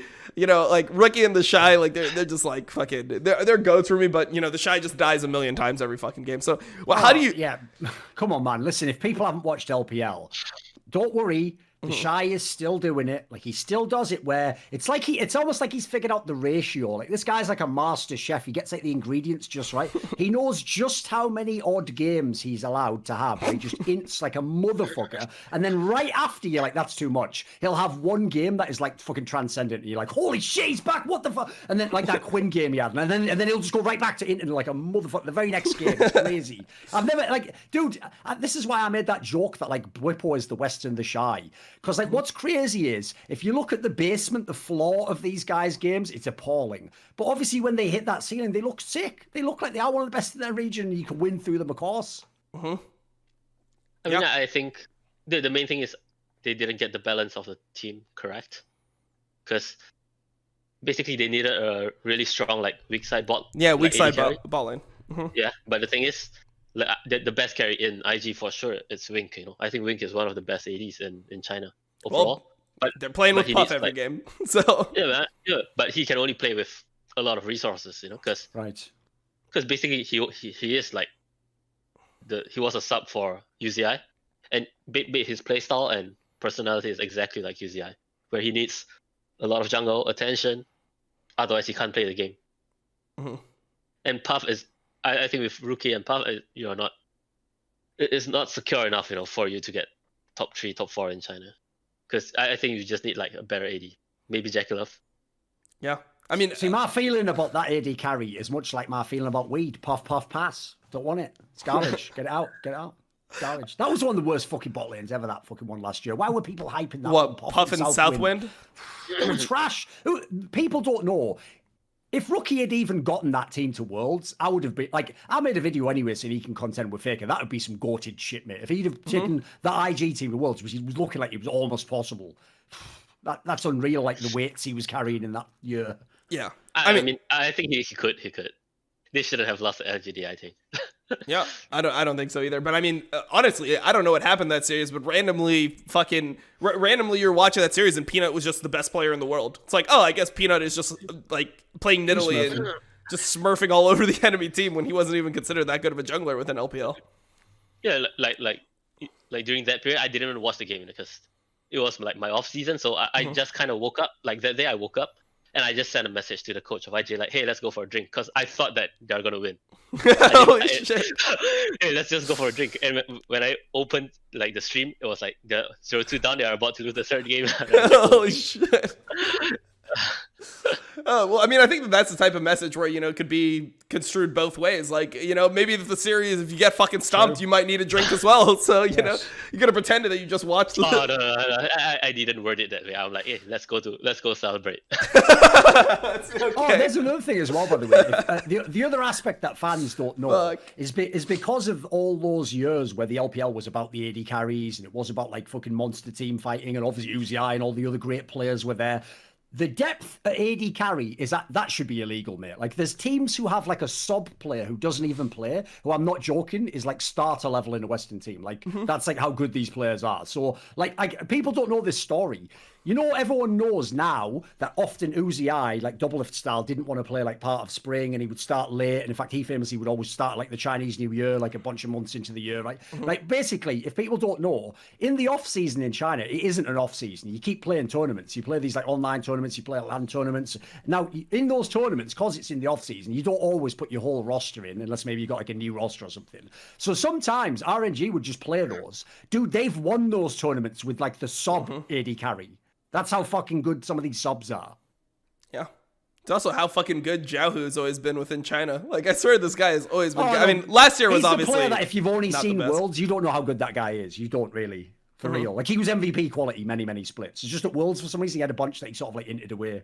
Yeah, it was strange. I mean, but that's, like, part of the reason why, like, Perkz pop-off in that Game 5 versus RNG was so legendary. It's like, dude, he's playing fucking LeBlanc into Jiaohu Rise. And then suddenly he's like 11-1 in the game, or like 11-0 in the game, or whatever the hell he was. Like, it was too insane, just considering like the level of competition. I mean, that's a player where right now he's one of my favorite players to watch within LPL. Like, I love watching Jiaohu play. This guy just looks like he's, elevating the game. But yeah, I mean, when you're talking about players that would be in subs that could be complete starters, I mean, the perfect one that we just talked about would be Wink, right? Like, Wink would be one of the best players, like probably the best. Oh, not even probably. He would be the best AD in North America. And yeah, he's literally a sub for Puff. Yeah, for sure. And I think that there are a few, like there are still like a few AD carries in LDL. If they go to NA or probably NA, they'll be like the best NA AD carry by far. Give us some names that we haven't heard of, because I only follow LPL. I don't know anything about LDL. Besides for the fact that I can give you two. Like one of them is Abel, so he was the sub for UZI. He's an LDL right now. Everyone's been the sub for UZI. Jackie Love, Wink, like everyone's the UZI sub. Yeah, but he played in the playoffs, And the other one is like Asura, so he was previously my AD, but right now he's in RNG's B team. Like he's better than every single NA AD carry. Damn, I mean, I didn't even know who Gala was until this year. And that guy like is pretty insane as well. I don't know.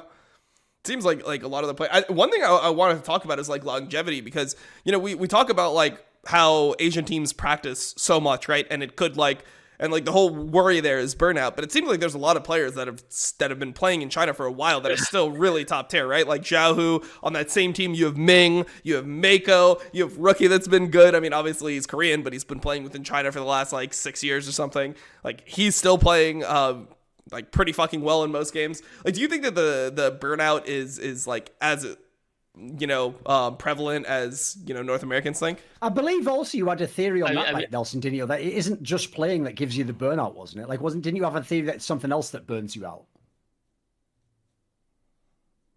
Yeah, remember what I'm referring to, mate? I think it's basically like you don't have a way to, like, you're not sure what you're gonna do after when you're having a break or stuff like that. But at least for us, at least in the LPL, there's so many players who have been playing since season 2. Like Founder has been playing since season 2. Yes. Like he's not burnt out for sure, but the players are responsible enough to handle their own like well-being. Give us an example. Like, what do you mean? Like, so if you have your break time, like after the scrims or before you get a solo queue, sort of, what would someone do to sort of let off steam or make it so that like they're not just burning themselves out? What sort of thing would you do? You could just go out for food, go out for a movie, but the difference is, like maybe you start doing these like after work activities like at 1 a.m. 2 a.m. after the third block, So like some players, they like to like take like exercise and then go out for food, stuff like that. And after that, come back and continue playing solo queue. Do scrims in general start a lot later if that's when your like third block starts? Because I assume that means that your first block is starting at like 3 p.m., something like that. Oh, first block is at 12. It's at 2 p.m. Oh, okay. Yeah, first block is at 2, second block is at 7, and the third block is depending on team. It could be 11, could be 12. Mm-hmm.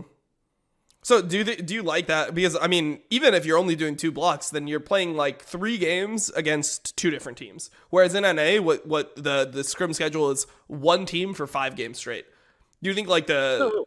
It depends. Even in China, it depends because sometimes you book the same thing for the whole day, except the third block. Oh, okay. So it's like 2 p.m. and 7 p.m. you play against the same team. But you have the break in there, guaranteed 2-hour break. Yeah, for sure, 2-hour break. But most of the players, they just take 1 hour break and they just play solo queue. Mm-hmm. Yeah, so like the 1 hour break would be food or something like that.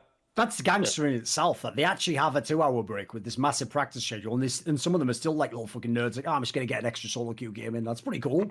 Yeah, I'm impressed how dedicated they are. Yeah, no, definitely. Dude. I think like the advantage which the Asian teams have is that there is never a day where you have no scrim partners. Because I can scrim Korea, I can scrim like LMS PCS. Or whatever. Well, there's an LMS in it. Yeah, PCS, sure. Yeah, PCS, I can scrim like Vietnam. So I always like if someone cancels on me or let's say the first best of 3 I'm playing against, a really bad team which always like trolls in draft. Yeah, I'll just cancel and I see whoever's available. Here's a question for you, Nelson. Right, there was a story where I basically heard on one of my talk shows. I think it was maybe someone in Insight or something like that. Basically, a team like C9 only practices the top teams in NA. Like they're not playing like everyone. Like if you're, for example, if you're on like fucking, it was Gyoto, that's right. It was a guy from Immortals. Like Immortals doesn't get scrims against C9, right? When you're describing this here, if I'm a top LPL team, and as you say, maybe I'm playing someone at PCS or I'm playing my academy team or whatever, like, do they have a different philosophy to what you do when you sort of play down in skill? Like, how do they still make it, like, how do they still get something out of the scrim without just feeling like they stomp? Yeah, I mean, of course, PCS or like playing academy is like your worst case scenario. Like usually you would like to scrim Chinese teams, but I think the most important point is, do they take the scrim seriously, Because some teams, they are like insane in scrims. Like when I was there, especially in summer, we were like beating everyone in scrims. We just couldn't do it on stage. And like after when the season like went by, everyone knew that we were a good scrim team, So we had scrims against all the top teams. Yeah. And of course, if you had a good result like the week before, then the next week everyone would want to scrim you. Sure. Yeah. No, I mean, in NA, it's normally like hierarchy based. It's like, we are the top teams, we scrim each other only. All you peasant teams can scrim each other. Like, that's pretty much what it is. So that's like why one of the reasons why it's been like hard for like the bad teams to like ever improve. It's like, I've heard that if you're like Golden Guardians, like you don't even get LCS scrims a lot of the time. Like most of the times you're getting like academy scrims and things like that. Jeez. Yeah. Yeah, I mean, that's not the case because I think the difference is because the people who arrange the scrims in China, they are not the coaches. They're like, managers. Managers, and they don't really. Some of them don't really know the strength of the team, or there's maybe no ego or anything, right? Yeah, there's no ego. Arrange a game. Yeah. Damn. And well, who arranges them in NA? Is it the coaches, Dom? I think it's managers, but it's heavily. I mean, I don't know. I think it's different for every team. Like, okay. I think now players don't do it anymore, but I remember like there was a point where I did all the scrim scheduling for my own teams, like while playing in LCS, because I just didn't like the quality of the opponents we were getting. And I like was like friends with Bjergsen and stuff. So I would just message him directly and be like, yo, let's like scrim the next week or whatever.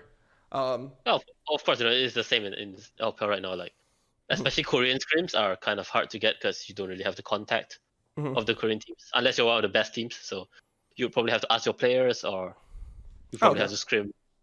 Or if you really needed to get a good scrim, you just call up a friend of yours, like, hey, can you cancel our team for us? Stuff like that. Holy shit.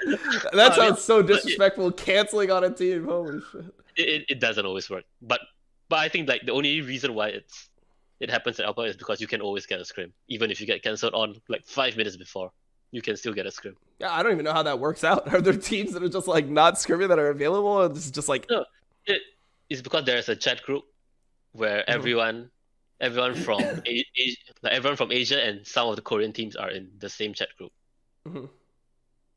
And everyone's there like looking for scrims. So yeah. That's actually funny because that's basically what in the old days of Counter-Strike, that's how you used to get scrims. Everyone would be in like an IRC channel and you would just post there like, I need a scrim in like an hour, like with like 5v5, whatever. And then people would just reply and, you take the best offer or whatever. So it's what makes me wonder, like in NA, everyone's just doing one-to-one contact. You have to basically know the player or the manager and then you have to arrange with him. Like that seems like kind of a bit like way less organized in a sense. Yeah, it does seem way less organized, but I guess it's like... how do you replace if someone drops? Like, if someone drops, you just shout out a lock. You just messaging random people, like, can you play? Seems like a pretty inefficient way to play. Like if someone on the enemy team like has a fever or something, then what do you do? Yeah. Jesus. In NA, apparently, they just go like, snow day, school's cancelled, kids, and they go, yeah! And then they all run and fucking get in the bed with the gym jams on and start watching fucking Rick and Morty. Like, oh, she's so sick. I love being a pro in NA. Actually, though, that's kind of how it was. Like, it would be like, we would come down like for scrims, and it would be like, yeah, this team canceled. Like, do you want to find someone else? It's like, nah, we're only going to be able to find like shitter teams right now if we practice anyway. Might as well not play. Cop would go straight back up, start watching Hunter x Hunter. It's like, what episode are you on? What episode are you on? He'd always give me like an update. He's like, man, I just watched like 77 episodes today. I am now on episode 234. I'm like, holy shit. A lot of fucking episodes. I've never watched anything that long before in my life. That's not the case here. Like for us, it's like, oh crap, like today LGD canceled on us. Then the coach will be asking the players or the rest of the coaches, who like, hey, we can scrim like FPS today. Do you want to scrim? And the reason would be like, we shouldn't be getting smashed this close before to a match. Yeah, this close to a match, Like, can we look for someone weaker, stuff like that. Well, we had a mentality about that. Like, I know that C9 was always famous for having that type of schedule. They would scrim hard teams. They would triple block, right? And they would scrim hard teams in the first 2 blocks, and then the third block would always be against, like, one of the bottom teams in LCS. So they would always have, like, some positivity to end the day. Regardless of what happened earlier on in Scrim. So it was like one of the ways that they kept their own mental in check. I think at least for me, because I was in like middle tier or middle bottom tier LPL team. Like our last block was always the hardest team, So it could be like against SKT, against KT, against Griffin, and then you get stomped in like 40 minutes for one best of 3. 40 minutes for a best of 3. Okay, Jesus. Yeah, we lost the best of 5 to Griffin in like 40 minutes. Holy shit. Best of 5 in 40 minutes. Yeah. Oh my god. And they did that once at a MSI, but besides for that, I've never seen it before. Like that's next level. Yeah, that was an SOFM and Flandre were playing well. Damn. Shit. So it was tough. Well, what's your overall evaluation of China compared to Korea? I know it's something that people wanted to hear your take on before the show. Like, how strong do you think China is compared to Korea? I mean, my take, generally speaking, has been that Dom1 is still like really fucking good, but there's a big drop off. And in China, you have like 10, 11 great teams. But how do you think it compares from your experience? Yeah, at least back then when I was there. So I think like Korea, like 1, 2, 3, 4, and maybe 5th place. Is like as good as like the Chinese team from 1st to the 11th or 12th place. But any team like below the playoff spots in LCK, they're really not good to scrim with. Yeah, like Sandbox. I can just when I was there, Sandbox was decent, but some teams were horrible. Yeah, like my players were telling me like, can we not scrim them because they're garbage. And it's like, hey, this is like the only LCK scrim I got this week. Like, obviously, Dam1 is straight fire. Like you can absolutely, I know they don't have great competition, but they would be a contender. Maybe they are the best team in the world. Who knows, right? The problem is this, right?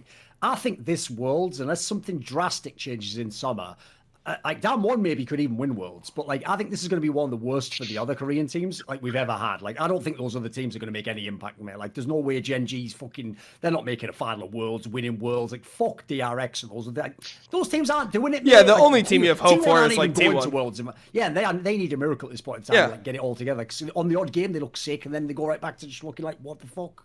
Yeah, I mean, it's just hard to figure out, like, which T1 you're getting, like, actually, in terms of players, who the fuck is playing the games? Like, I think that's the hardest part about T1 right now. It's like, you know, I mean, I think now they've kind of started solidifying a lineup, but I feel like that was a team where, you know, I just can't understand what the management is doing to have that many iterations. Like, I feel like if you're going to have roster iterations, they need to, like, be somewhat similar, like, not as many variables changed to try to get the same thing, but it felt like, you know, it was almost just like they would flip a coin, and based on whatever side it was on, that was the player they'd play in each position. So it'd be 5 coin flips every single time. Just feel like there's no way to actually improve with that much, like that many people within like the same team environment. Do you have any opinion on like multi-man rosters like that, like 10-man rosters? Do you think they're effective as a coach? I mean, it's effective if the other 5 never get to play. Like they're only there for practice. I think it's fine. But okay. Yeah. They're basically like academy team, you know, your academy team, but even stronger. Cause I don't think like swapping players work. I mean, it works if you're losing. It only works if you're losing. If you're winning, then you're just wasting time. Yeah. Because if you're losing, then of course you have to change something. Because if you don't change something, you just lose your job. Put it this way, in my opinion, here's the banger. In my opinion, those T1 fans sent those funeral flowers about 9 months too early. Jesus. I'll play that fucking meme where those guys are carrying the fucking coffin or whatever. And then LS is just looking on like... Yeah, it's rough. I mean, I was just going to say, I think T1 is the team that I have the most respect for outside of... you mean? Well, no. I just think that that's the team that I think could actually be like the only team that could contend Dom1. Like, I don't see it out of Gen G at all. Like, I don't know what happened to Kha'Zix, but Kha'Zix looked like, or not Kha'Zix. I don't know why I said Kha'Zix. Klid. Kha'Zix for T1, I think is actually playing pretty well now. But Klid is I don't know what happened to him after his stint with T1 because he looked like he never made it. Did he? Used to be a monster. Well, I mean, he used to legit be one of the best junglers in the world, and now he's just like above average or average. And like just from a mechanical standpoint, he was like an aggressive mechanical jungler. Now he just looks like you know every other jungler. You know, I don't know what happened. Yeah, I mean that's because he's not playing with Doinby anymore. He's playing with BDD. I mean, but he was playing with someone to mind control him. When he was playing with Faker, he still had that like same like aggressive style, that like high mechanical, like you know, just like when you saw him take a fight, you knew it was going to be performed like mechanically perfect from a jungle standpoint, which is very rare. You know, normally junglers have like spotty mechanics. It's like some of them are going to be good, some of them are not. You know, like when you see Karsa take a fight, you know that there could be like some missed abilities in there. You know, but I mean, like the concept's going to be strong, but you know, you don't know what the mechanical like level of execution. Junglers look like button bashers when they're in team fights. Put it that way. I've always thought that.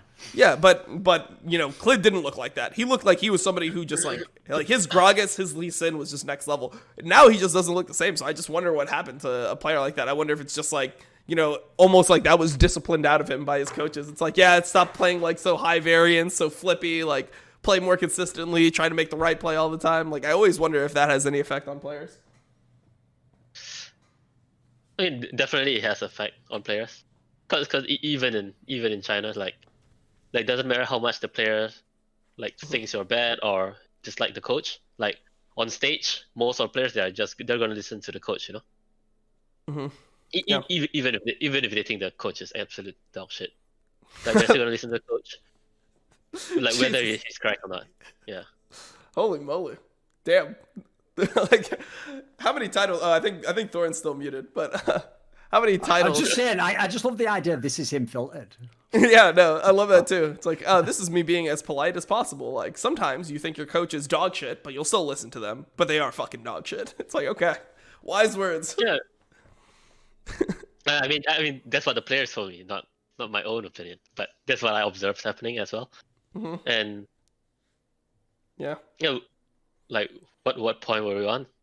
I mean, we were on the point of like Korea versus like China and like the overall strength of the regions, because like my perception is that LPL is much deeper. Like it's like number 1 from Korea might be like equal or slightly above number 1 for China, and then it's like number 1 through like 8 from China is like competition. Yeah, I think number one to 8 in China could be like top 3 in Korea, or top 4. You know. Yeah. Like SKT, the thing is about any other team other than DWG, you're not sure. You're not sure whether they can do it or not. Yeah. Do you have an opinion of who you think is going to win LPL? Like, do you think it's top? I mean, I think it's EDG. Think EDG still? Damn. Yeah, EDG still. I still have to trust Fondre.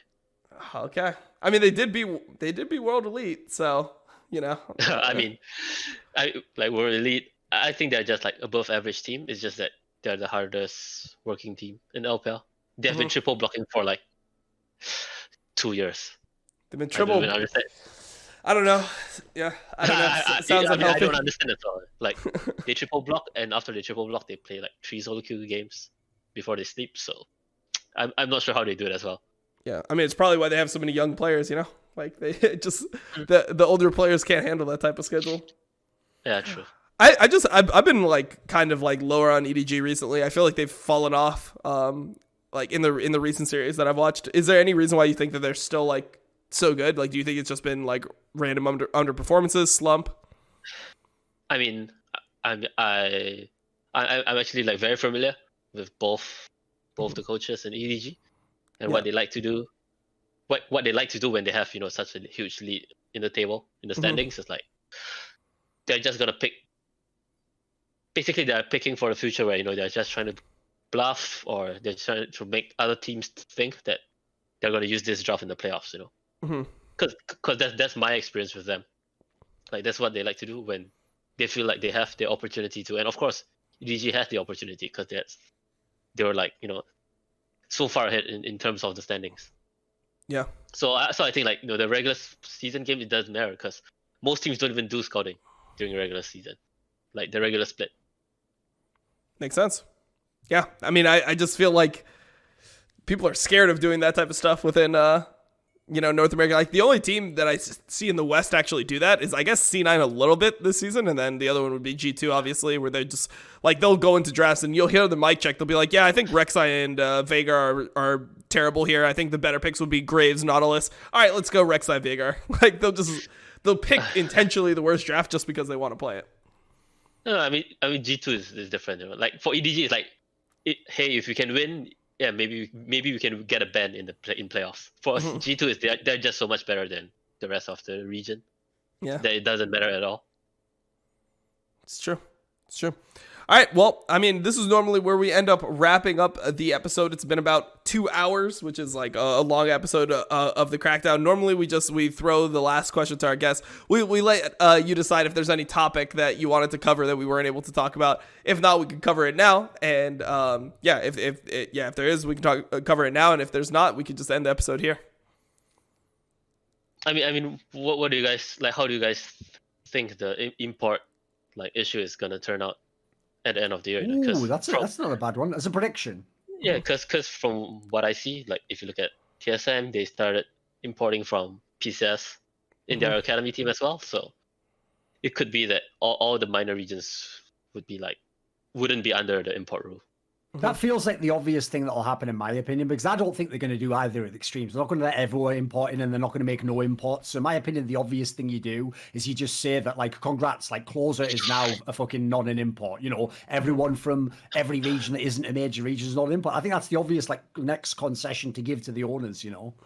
Yeah, I mean, I actually don't completely hate that. I think that's fine. That's fine. I think where it gets kind of, like, iffy is, I'm not sure what like Broken Blade's residency is. I think he might be considered Turkish. He might have declared Turkish. He played in the TCL, didn't he? So... Yeah, he did. So like that's like where I feel like it could be abused. It's like players just end up, European players will just be like, yeah, they'll claim Turkish residency. I see what you mean. Yes, yeah, that makes sense. If you play you could just declare it first, play there, and then yes, dude, no one's made that point. You should actually make like a video on that or something, because that in theory could be a loophole to get in. Like basically, if you don't get into like a top ERL team, fuck it, just go to Turkey or some other region, declare that as your region, play there for a year or two, and then fucking go. Yeah, I think he had a Turkish passport, because I remember when TSM was here, he was banned from coming to China here.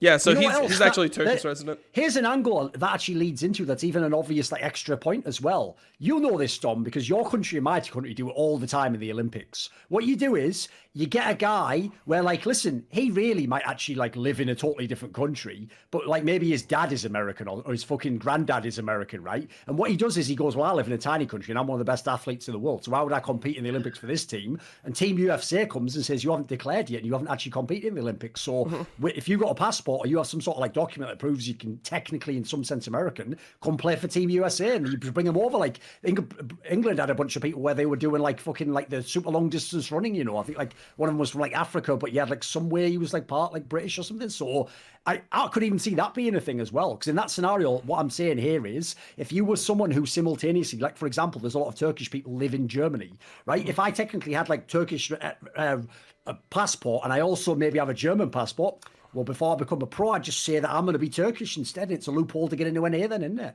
Yeah, I mean, I think like Turkish residency is the biggest one that would be an issue. Like, I think that they would probably have to do it without Turkey, because, I mean, Turkey in general like is essentially functioning like a major region. Like they're the equivalent of like PCL, and there's so many imports there. There's like a decent amount of like people that are playing there as like the top quality.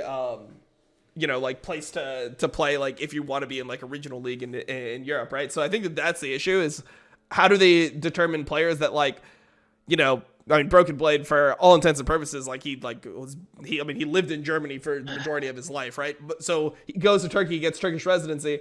Now he's like, I mean, it would be great for him, right? He'd be just one of the highest. His value goes way up, sure. He'd be one of the highest valued players, because now you get an import level player that's resident on a team. So yeah, I mean, I think that like teams like, C9, for example, might be looking at that pretty fucking hard. I don't know. It's interesting for sure. I mean, you just think about TSM as well, because if SwordArt is not an import. Yep. Oh wait, yeah, because he would be technically from Taiwan. Dude, that might actually break it. We can't have a world where kha'zix and fucking SwordArt can come in NA and just play and like just not imports. Yeah, I don't know. That one mimight break it. The fact that LMS isn't a major region anymore, that might be the loophole. They might have to put a little asterisk there, Yeah, just for those two players, like Taiwanese players that haven't had those careers, that weren't members of Flash Wolves, that haven't played in LPL. You can't be kha'zix, for fuck's sake. Come on, please. I mean, imagine the other one would be SOFM, right? SOFM's from Vietnam. Yes. Holy shit. If he wasn't an import, like, damn. And by the way, think about that. If you're someone like SOFM, then you're going to get paid. Mate, you're going to be getting the fucking Perkz contract in that scenario. Look, if SwordArt's making 6 million, then fucking SOFM's making 12. That's all I'm saying. I don't think any could pay him enough. Yeah. I mean, he's earning like similar, I think. Yeah. Damn. Good. All right then. Just throw that in as casually. I think he's probably making same now. Well, I mean, it's also similar, and then like, dude, he's from Vietnam, right? Like, you get go for it. It's just the currency is so much different, And I think the difference, like the orgs handle taxes for you, so your salary is like after tax, Oh, to be fair though, to me, that's not that surprising to me. Like, think about it, right? Vietnam won a war against USA. Like, they're obviously a fucking sick country. Like, it makes perfect sense to me logically that in the the hierarchy of things work out. So. Jesus Christ, you gotta bring it down. I mean, that's how you know Thorin's fucking old. Is he was like, he just remembers the Vietnam War. He's like, shit, I was almost drafted. Like, I was in the marches, everything. I remember I had my long hair. I was like a hippie. Those goddamn pigs were beating on me with sticks in Chicago in the riots. But whatever. And then I started, and then I met some young guy. His name was John Carmack. I was like, you should fuck around and make a game called Quake or something. He was like, whatever, nerd. And then, he went off. Yeah. I met a young Mark Merrill when he was a kid, and he goes, love me some Reggie. I was like, what's that even mean? He goes, you'll get it in 20 years. It's like Back to the Future or something, you know. Holy fuck, man.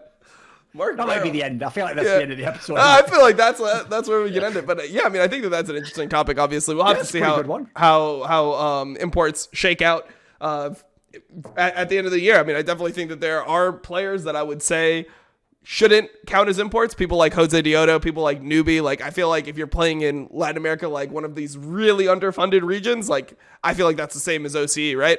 But some of the higher quality like wildcard regions, I feel like that's when you start running into issues with like people claiming residency and then ending up being like top quality players. Anyways, appreciate you being here, Nelson, on such short notice. Definitely a banger episode of the Crackdown, one of the most flamey, polite guys that I've ever met in my life. So thank you for being here. It was a good one. This is one for the books. But yep, we will be on next week for another episode of the Crackdown. And thanks everyone for watching. See ya.